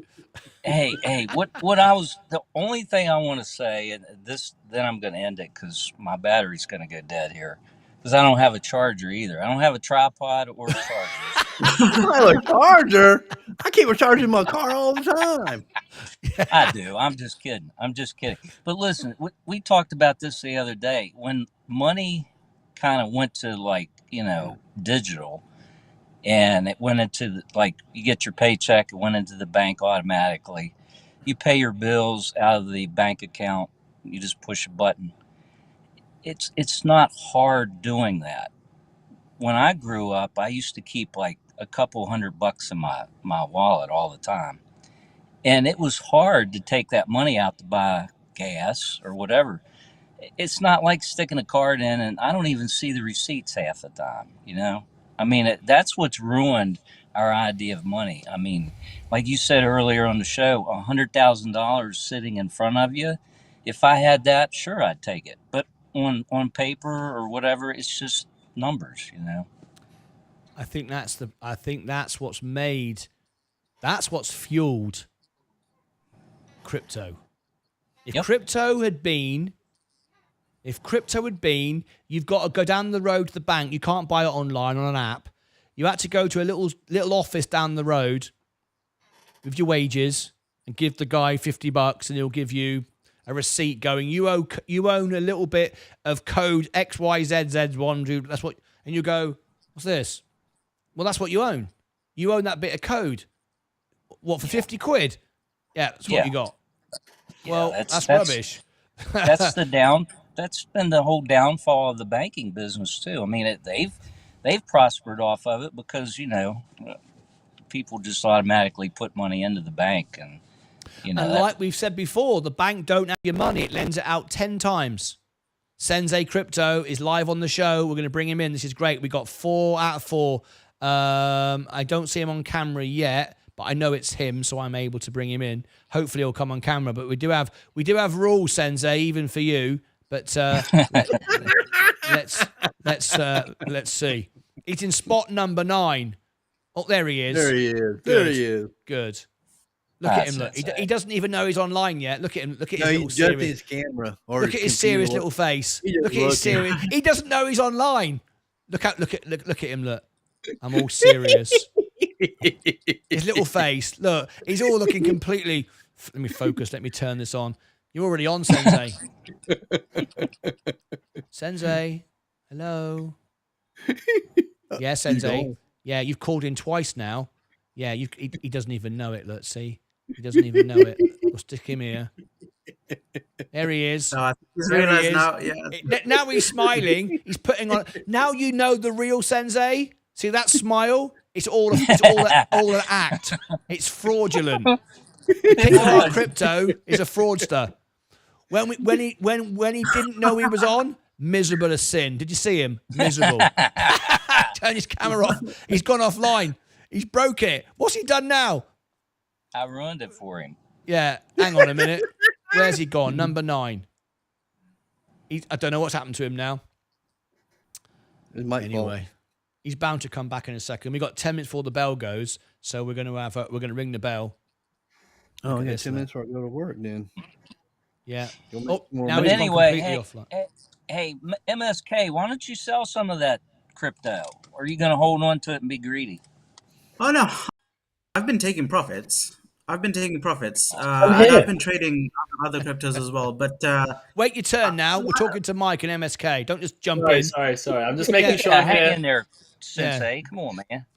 Sorry. but I think I said last time I do again with XRP. I'm not gonna. I've got the bulk of it still. Of course, I've taken profits, but I've got the bulk of it still because I think altcoin season is only at beginning, and I see a lot more catalysts that's going to drive this thing up even further than what it has done. Good God. So yeah. And Mike, you know what? We're going to be having this conversation in a couple of months, and your XRP is going to be up more than 150% or something like that. I know it's at 69% at the moment. It's going to be up more than 150%. Obviously, It's me and Sensei will be It's like up 300%, something like that. But It's $12 for God's sakes. I mean, for God's Percentage wise, though, Mike. Ah, See, listen, Mike. When you got the tip off from Sensei, and you thought to myself, oh, I like this. I like this this XRP. I'm liking it. How much was your initial investment? 38 cents. No, it was average at 38 cents. Oh, okay. And how many did you buy? I think I bought 150 shares. It's not shares. Token. We stop calling it Token. All right, shares. whatever. The Yeah, I token. know, damn stuff, crypto. So you and spent shit. 38 quid, 38 bucks.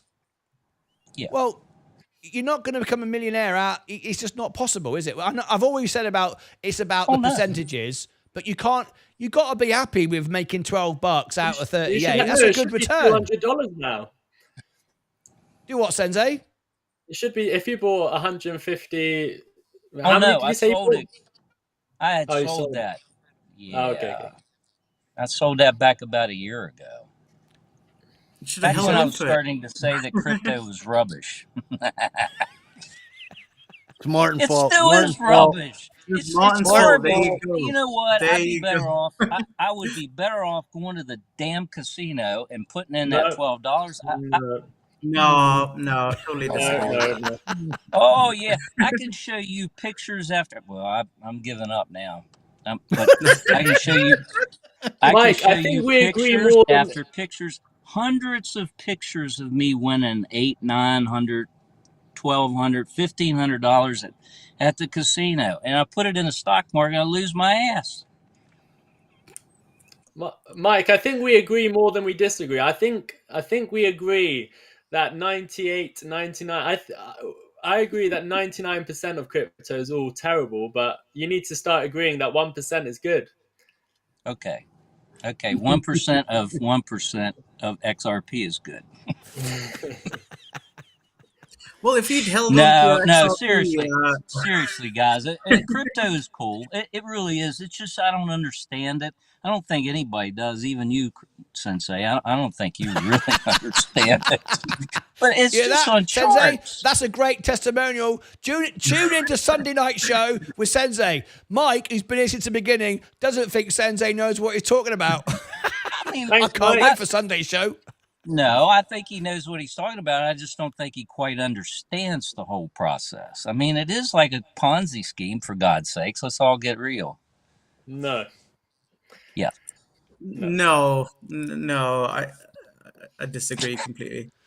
Sensei, one of the things that we were saying today, right, is it's really interesting when Bitcoin used to be $1 or whatever it used to be at the beginning, and now it's 99,000. It's just about to hit $100,000, right? Most people, 99.9% of people, are not buying a whole Bitcoin today for $99,000. The average person is not doing that. So they're not feeling like they're buying anything for $99,000. They're putting in $50, $100, $1,000, whatever they're putting in. And they feel they get a little bit of this pie for their amount of money, right? So because money's not real, you don't walk, well, it is real, but it doesn't feel real. You don't walk down to the man down the office and give him your 50 quid and he writes you out a receipt and go, and there's your string of code. That's what you own, right? And you own 0.000001 coin, whatever, that would make you feel terrible. And you'd look at it and go, well, that doesn't sound very good. Can I have my money back? You wouldn't do it. But because you can buy it on your phone and you put $50 in, you feel you bought $50, but you've actually bought a piece of something worth 99,000. Right. And I just don't think people really understand what they're paying for. I mean, yeah. I mean, if you take that point, you're sort of saying that you can apply the same thing to the stock market. For example, the reason stock splits were a thing was because there was no such thing as fractional trading, or it was very rare.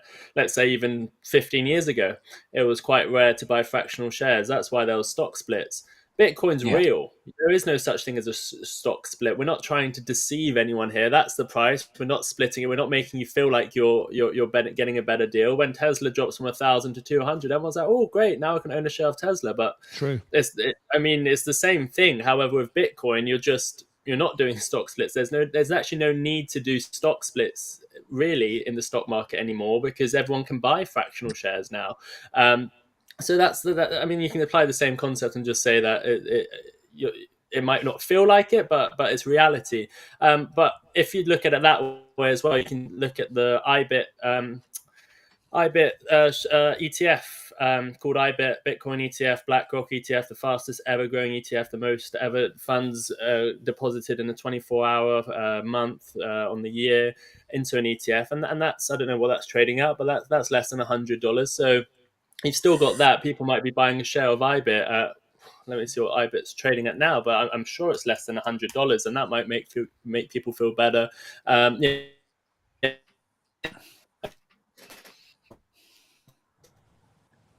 just frozen. Yep, you frozen a little bit. Oh, you're back. Yeah, so one thing is you can buy a share of IBIT for $56, and you might feel like you're buying a Bitcoin if some people might think of it that way, but it doesn't matter in my opinion. I think people see the value of it, and I don't think they'll mind owning a fraction of Bitcoin. But yeah, I mean, I might put some people off, and that's what meme coins are there for. I mean, meme coins, the reason that they don't set themselves a high price, they set themselves $1 billion supply, so that it looks like it's really cheap, because it's 0.0002 per coin, meaning you think you're buying 1 million coins, and what happens if that coin goes to $1? That's the sort of the casino side of that's the market sentiment side of things, where or the investor sentiment side of things, where people might think they're getting a lot more than they are. But I think Bitcoin's strong enough. I think Bitcoin is past that stage. I think people see the value, and it doesn't matter what the price is. Everyone will keep wanting to accumulate Bitcoin. Institutions will keep buying it, and now governments are buying it, and the world's largest government might soon start buying it as well. Mike, MSK fight. We're just coming up to ring the bell. Final thoughts from everybody. Yeah, I mean, just touching on that sort of metaphor of going to a shop and paying cash to buy, a line of code. I see. So, for example, XRP. If it's a line of code, I see it as you're buying a fraction of the IP value, the intellectual property value of the technology. And would I be, if after doing all the research that I have done, would I be happy to go to the shop and buy, just like you can go to a pawn shop to buy, or sell your gold, etc., buy or sell gold? Would I do that after not understanding or seeing the potential of the technology and how other, big banks and other big tech companies are investing or buying into such IP? I would, because I can see the potential of it. So yeah, I actually would. It's not. And the great It's thing not is you'd just have to go to a shop. Exactly.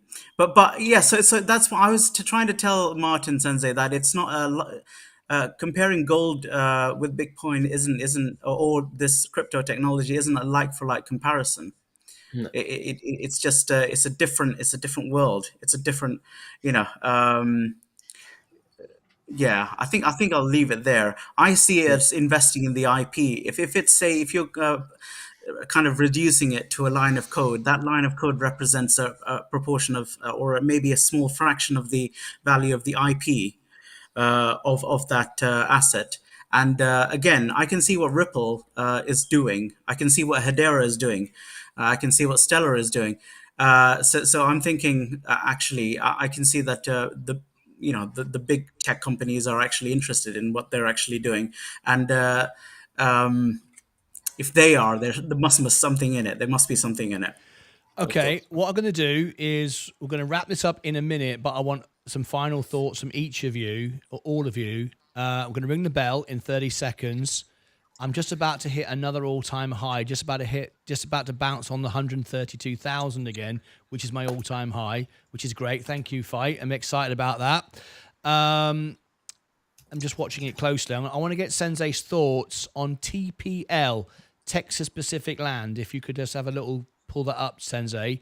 As you ring the bell in a few seconds, I want to ask, because I'm hearing, and I'm just literally just got a text from one of my Texas friends who's telling me some data centers and mining is about to go on in that Permian Basin. So talking about Bitcoin, let me ring the bell. Be right back to you in 3, 2, 1. All right, the bell has gone, and we're Friday night after hours. It just dropped on the bell very slightly. There's our Texas Pacific Land, which I'm going to ask you about. There's my portfolio, looking very, very nice indeed. But let me bring you back on the screen a minute and just talk about this. Let me bring you on the party screen. In a minute, we're going to end this in about 10 minutes. And tonight, we're going to go over to our music concert. This will end and just take you to the normal Friday night, 4 o'clock. The link's in the chat. And this is the event where we're going to go. The link's in the chat, pinned to the top. Normal page on the music channel, exclusively. The normal way we do things. No multi-channels tonight, just straightforward, normal stuff. Anyway, Sensei, Texas Pacific Land, right? I've been talking about this now for over 6 months, saying, in my opinion, this could be the greatest stock ever. And I said it when there was the rumors of Trump entering, knowing how he is with Texas, knowing his relationship with Elon. Then he won. So we got a spike when he announced, then we got a spike when he won, and now it's going up and up, spike, because it's going into the S&P. Okay? Talking about value and buying Bitcoin and all this kind of stuff, and using the analogy I've always said, own the casino, don't play the casino. You're always going to do well, right? Own the country, own America. Whatever goes on it, you make the money from it. You don't have to risk it, and that includes Bitcoin, crypto, mining. So what I know now, I gave the announcement the day before it came out about the S&P, because I heard that from some people in Texas that are buying the land, buying Texas Pacific Land stock, and it is now today confirmed going the S&P. If you buy Texas Pacific Land, and yesterday I did a full history on the history of it and so on, and some more today, people can go and check out that video later.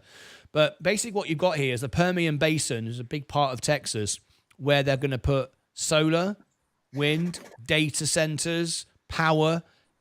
Trump and Elon are going to be doing that. This is one thing they're doing. I'm hearing that.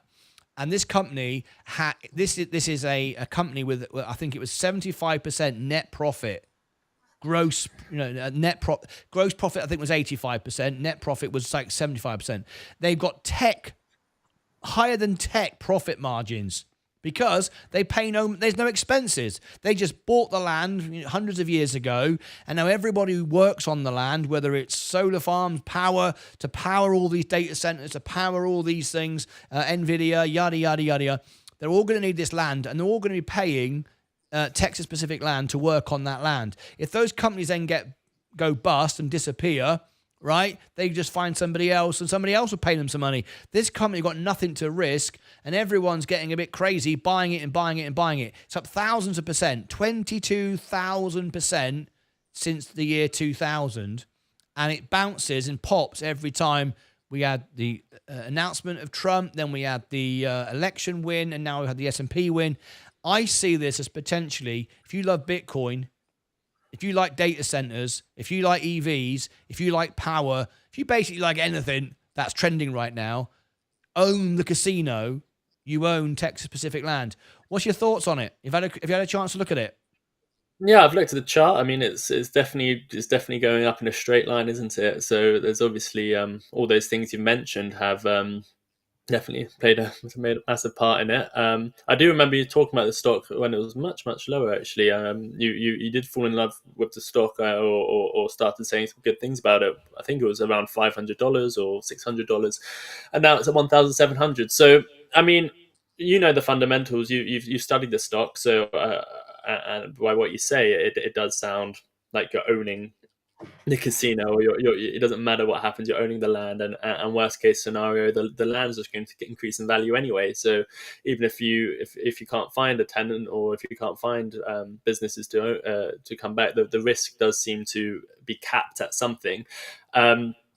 But I mean, just looking at it from a chart perspective, I mean, you can't bet against it right now. You just can't. I mean, when stocks go up in a straight line like this, it's like when stocks go down in a straight line. You can't try and catch a falling knife, and you can't start betting against this stock when it's going up in a straight line. My thoughts are, if it is something really good, you start DCAing into it. No matter the price of DCAing into it. Would I take a large position right now? Probably not. I mean, it's hitting targets. It's getting to points where you would have started taking profits when you started buying it. If that's what you did want to do, take profits, you'd start sort of laddering out your position. But if it's like Bitcoin, which I mean, I wouldn't call it a direct comparison at all, but I understand the premise. Then it's one of those stocks that you just want to continue DCAing into. There is no specific buy points here. There's no specific sell. I mean, there's sell levels, buy levels, but I won't go into it right now. You've hit your first main target. You've gone past your second target. There's a target above 2,140, 2,400, but and it can continue going. People will start saying, "Oh, it's overbought on the RSI." It doesn't matter if it's overbought on the RSI. That just shows there's a lot of strength, and it is. And when stocks go parabolic and when crypto goes parabolic, it stays overbought for a long time. So you can't start worrying about the RSI. But at some point, it will have a correction. Nothing goes up in a straight line forever. So I'll be patient for a pullback, or as you say, if it is one of those great stocks you need to own, then you just start DCAing into it. Same with Bitcoin. I mean, you draw the comparison. Bitcoin's something I want to own for probably 20-30 years. So you sort of DCA into it, especially when it's at all-time highs now. I wouldn't say stop buying Bitcoin. I'll say continue DCAing into it. And TPL is going up in a straight line and it's at all-time highs. I wouldn't say don't buy it. I wouldn't say sell it all. I'd say keep a position to hold long term, because this company's going nowhere, and also continue DCAing. But if you've made good profits, then this is the point where at some point it will start correcting. So you want to realize some of those profits. What's interesting is no one's talking about it. Right. No one. I've ranked number one in I've made 4 or 5 videos now. I'm number one. If you go onto Google, go on to YouTube, I rank number one, right? And the homepage is just like the first 5, right? No one's talking about it. It's only made CNBC. I found on one video, one interview. It's not a sexy one, is it? It's not sexy. Who cares about a bit of land? And if you ask Bill Gates and Warren Buffett, they'll say buy the farm, buy the land, buy America. You can't get better stock than that, because whatever goes on it pays you money and you don't pay anything out. It's like the perfect business model, in my opinion.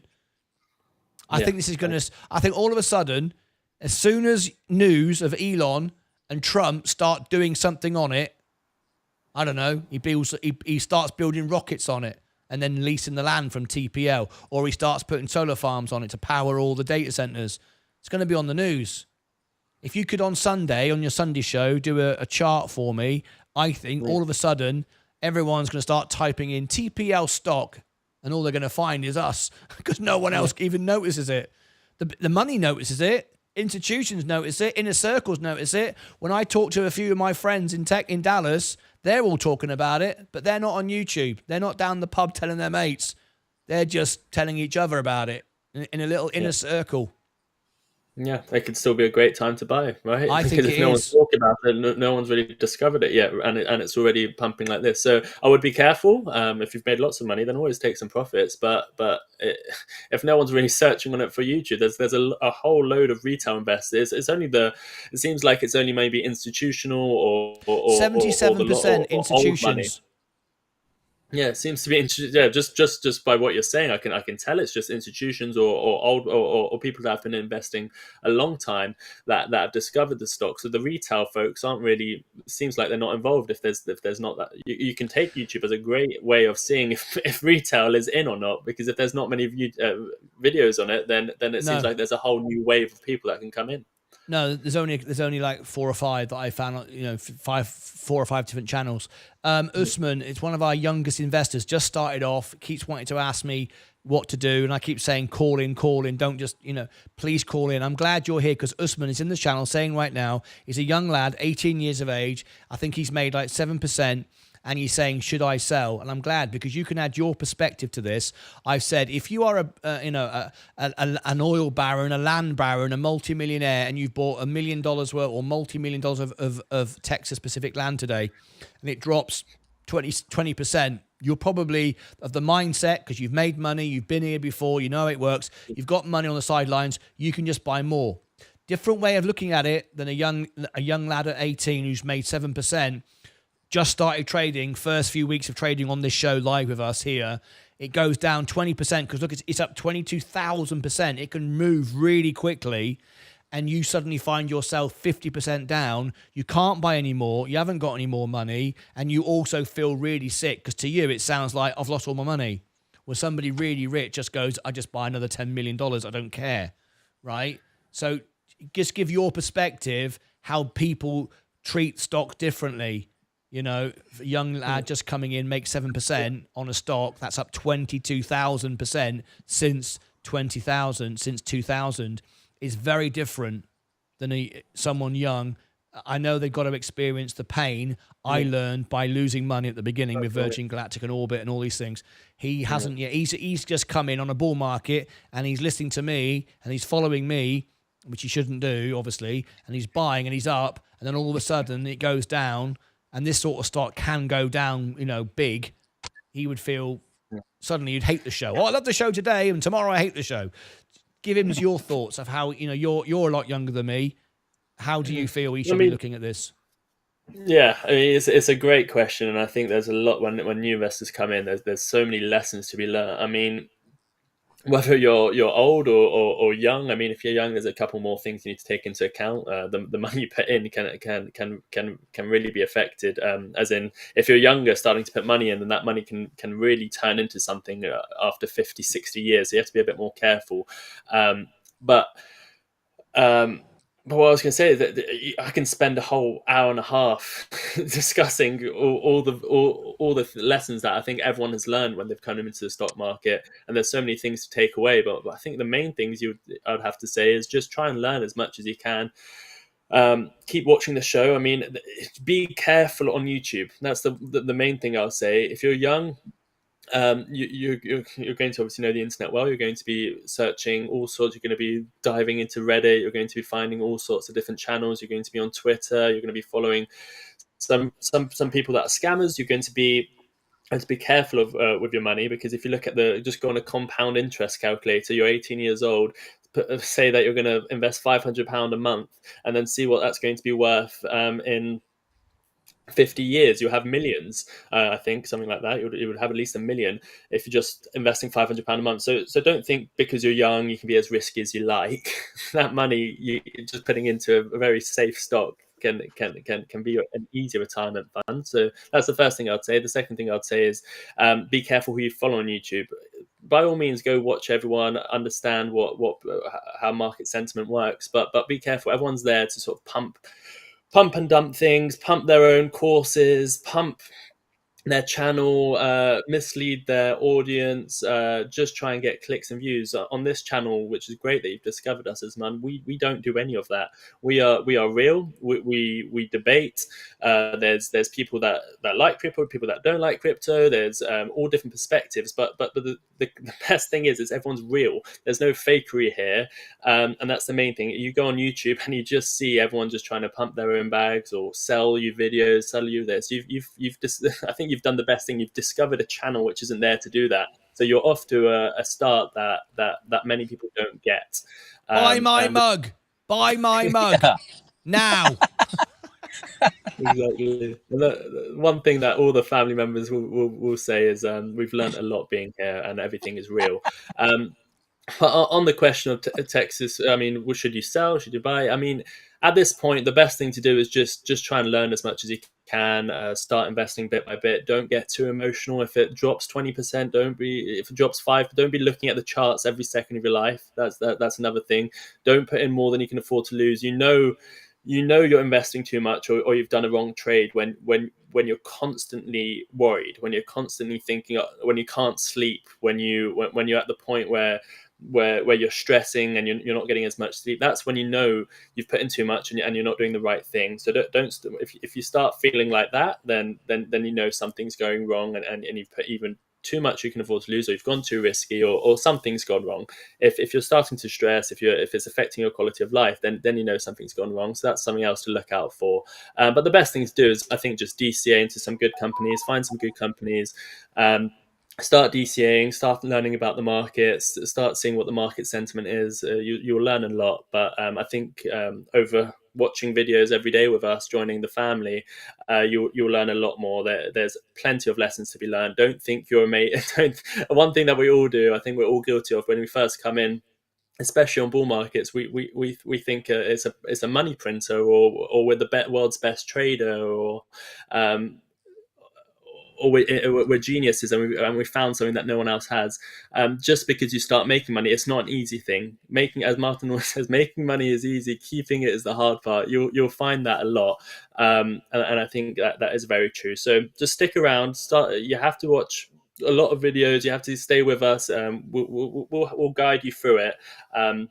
But that's as much as I can say in the time that we have. But we'll teach you as much as we can. I appreciate it, and I think the takeaway from that is know what you're buying more than anything else. That is it. When you touched upon it, it reminded me of when I first bought Bitcoin, day one of investing. I think I hadn't even started the channel. I think I was just setting the studio up, and I think I bought $10 or $20 of Bitcoin, and it went down straight away. I was like, 5 minutes later, I'd lost £5. I don't know. I forget what it was. It went down like 10% or whatever it was. And I went, oh my God, I felt sick. I thought, oh my God, I've just lost all this money. It was only like a few quid, but it just told me you didn't know what you owned. You just thought it's a really cool app and I buy it and it goes up. And I know it sounds silly saying it because we all know it doesn't, but when it actually happens to you and it actually physically happens to you, you feel really crap. And it's horrible. Whereas now I've got nearly $200,000 invested and I can't even believe it. I bought my first house for like 40 grand, you know. Here I am with about 200, if you include my margin. And if the S&P 500 goes down 20% tomorrow, I just buy a bit more.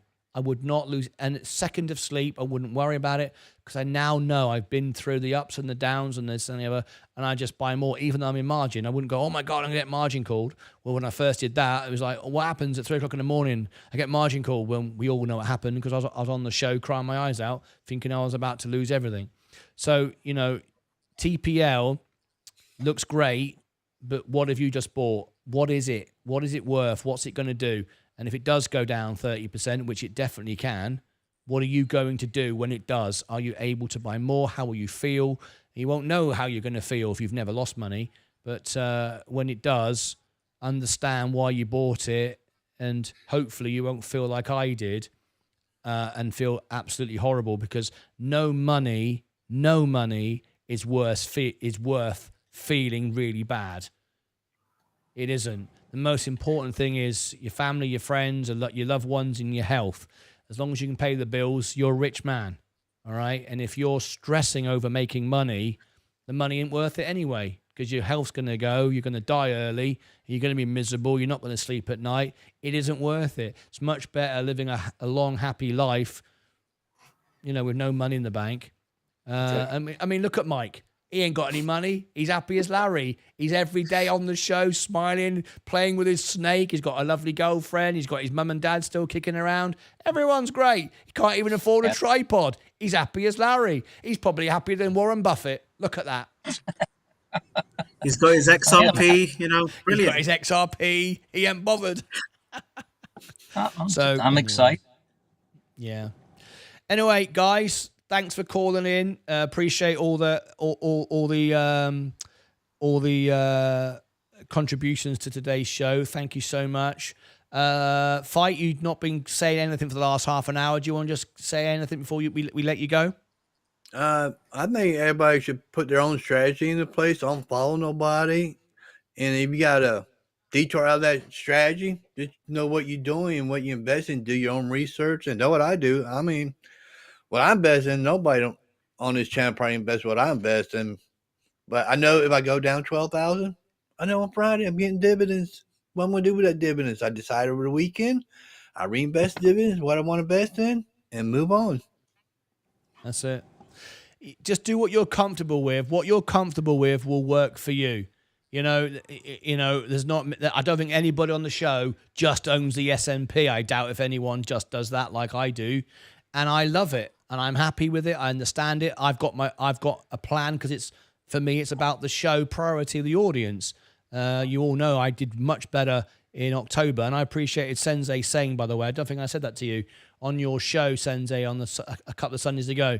You said, you know, that Martyn traded during the October, and now he's back. I have to focus on the show. I can't focus on the audience. I can't be trading all the time. And it's true. I made much better trades and more money in October. Was it 19 trades, 19 wins? I forget what it was now. But yeah, for me, I've got a different strategy. No one else has got what strategy I've got. My focus is building the show. That's my income, and then I invest all of that, so I can just buy the S&P, and I'll be all right. Everyone's different. Sensei's got a different goals and so on, and Mike's got a different goal. Mike's a bit older than me, so he's trying to accelerate his growth faster. So he's taking bigger risks. Some of you younger don't have to take any risks at all. Like Usman, for example, if he just bought the S&P, like Sensei said, he would reach $1 million without any drama at all. He could have a very easy life, but you know, you might find that boring. MSK, obviously he likes the risk. He likes to jump in and out of very high risk, very high return, high gain stocks, which we've seen some win, some lose. It's all part of the game, and we all have our own little ways, but as long as we all enjoy what we're doing, doesn't matter. Anybody? I was just going to ask you. You said that you bought the first time you bought Bitcoin and you saw it went down, and it kind of was it Sensei that told you to buy the Bitcoin? No, before I knew Bitcoin, before I knew Sensei, I wasn't. Oh, right, okay. Yeah, I was just imagining you telling Sensei, "Sensei, what did you just do to me? You know, you just lost." Yeah, no, I probably would though. I probably would at the beginning. If someone had told me, and I know that firsthand because I've had hundreds, if not thousands of messages from people who said, I bought Virgin Galactic because of you and I lost all my money. Well, I lost 30 grand, probably more than you, and I'm still here. I'm not dead. I'm not bankrupt.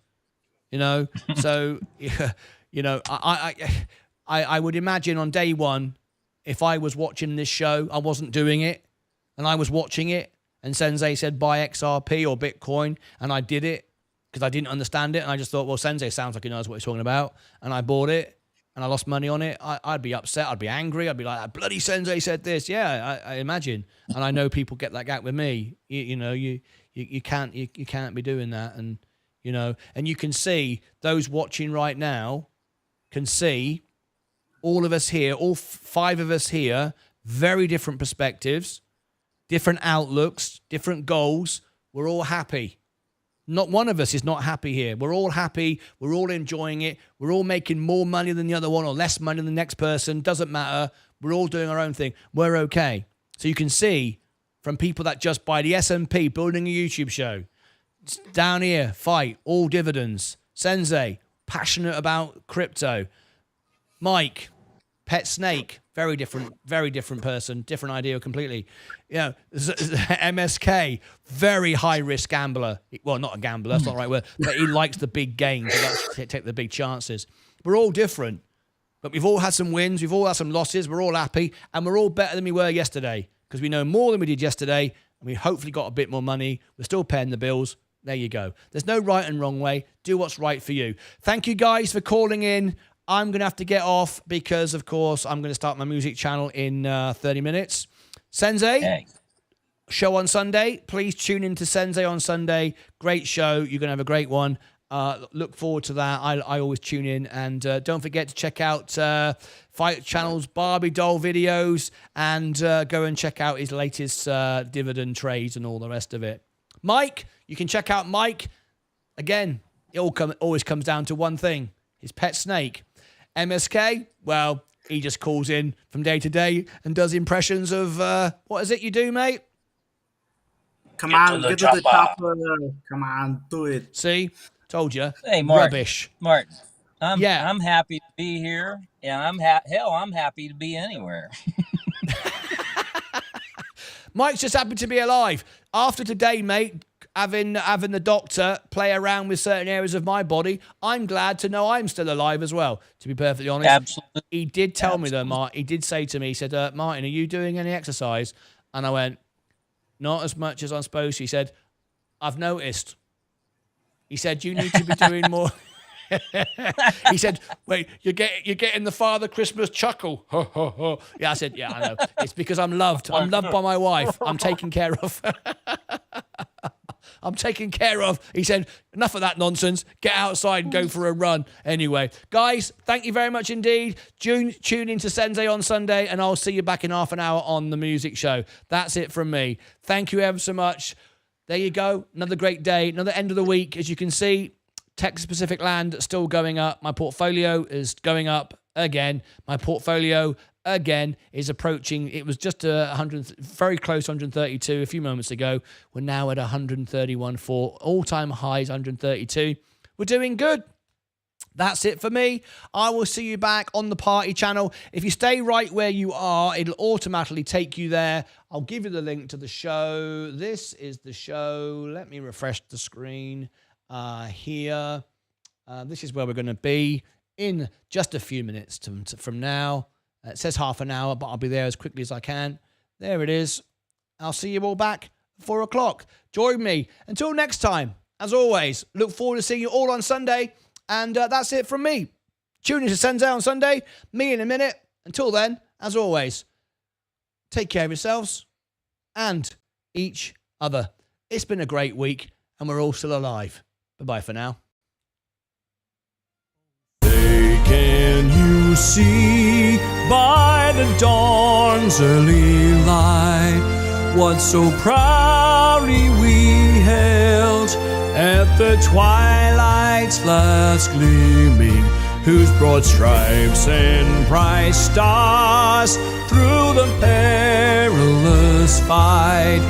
Oh, the ramparts we watched were so gallantly streaming, and the rocket's red glare, the bombs bursting in air, gave proof through the night that our flag was still there. Oh, say does that star-spangled banner yet wave? Oh, the land of the free and the home of the brave.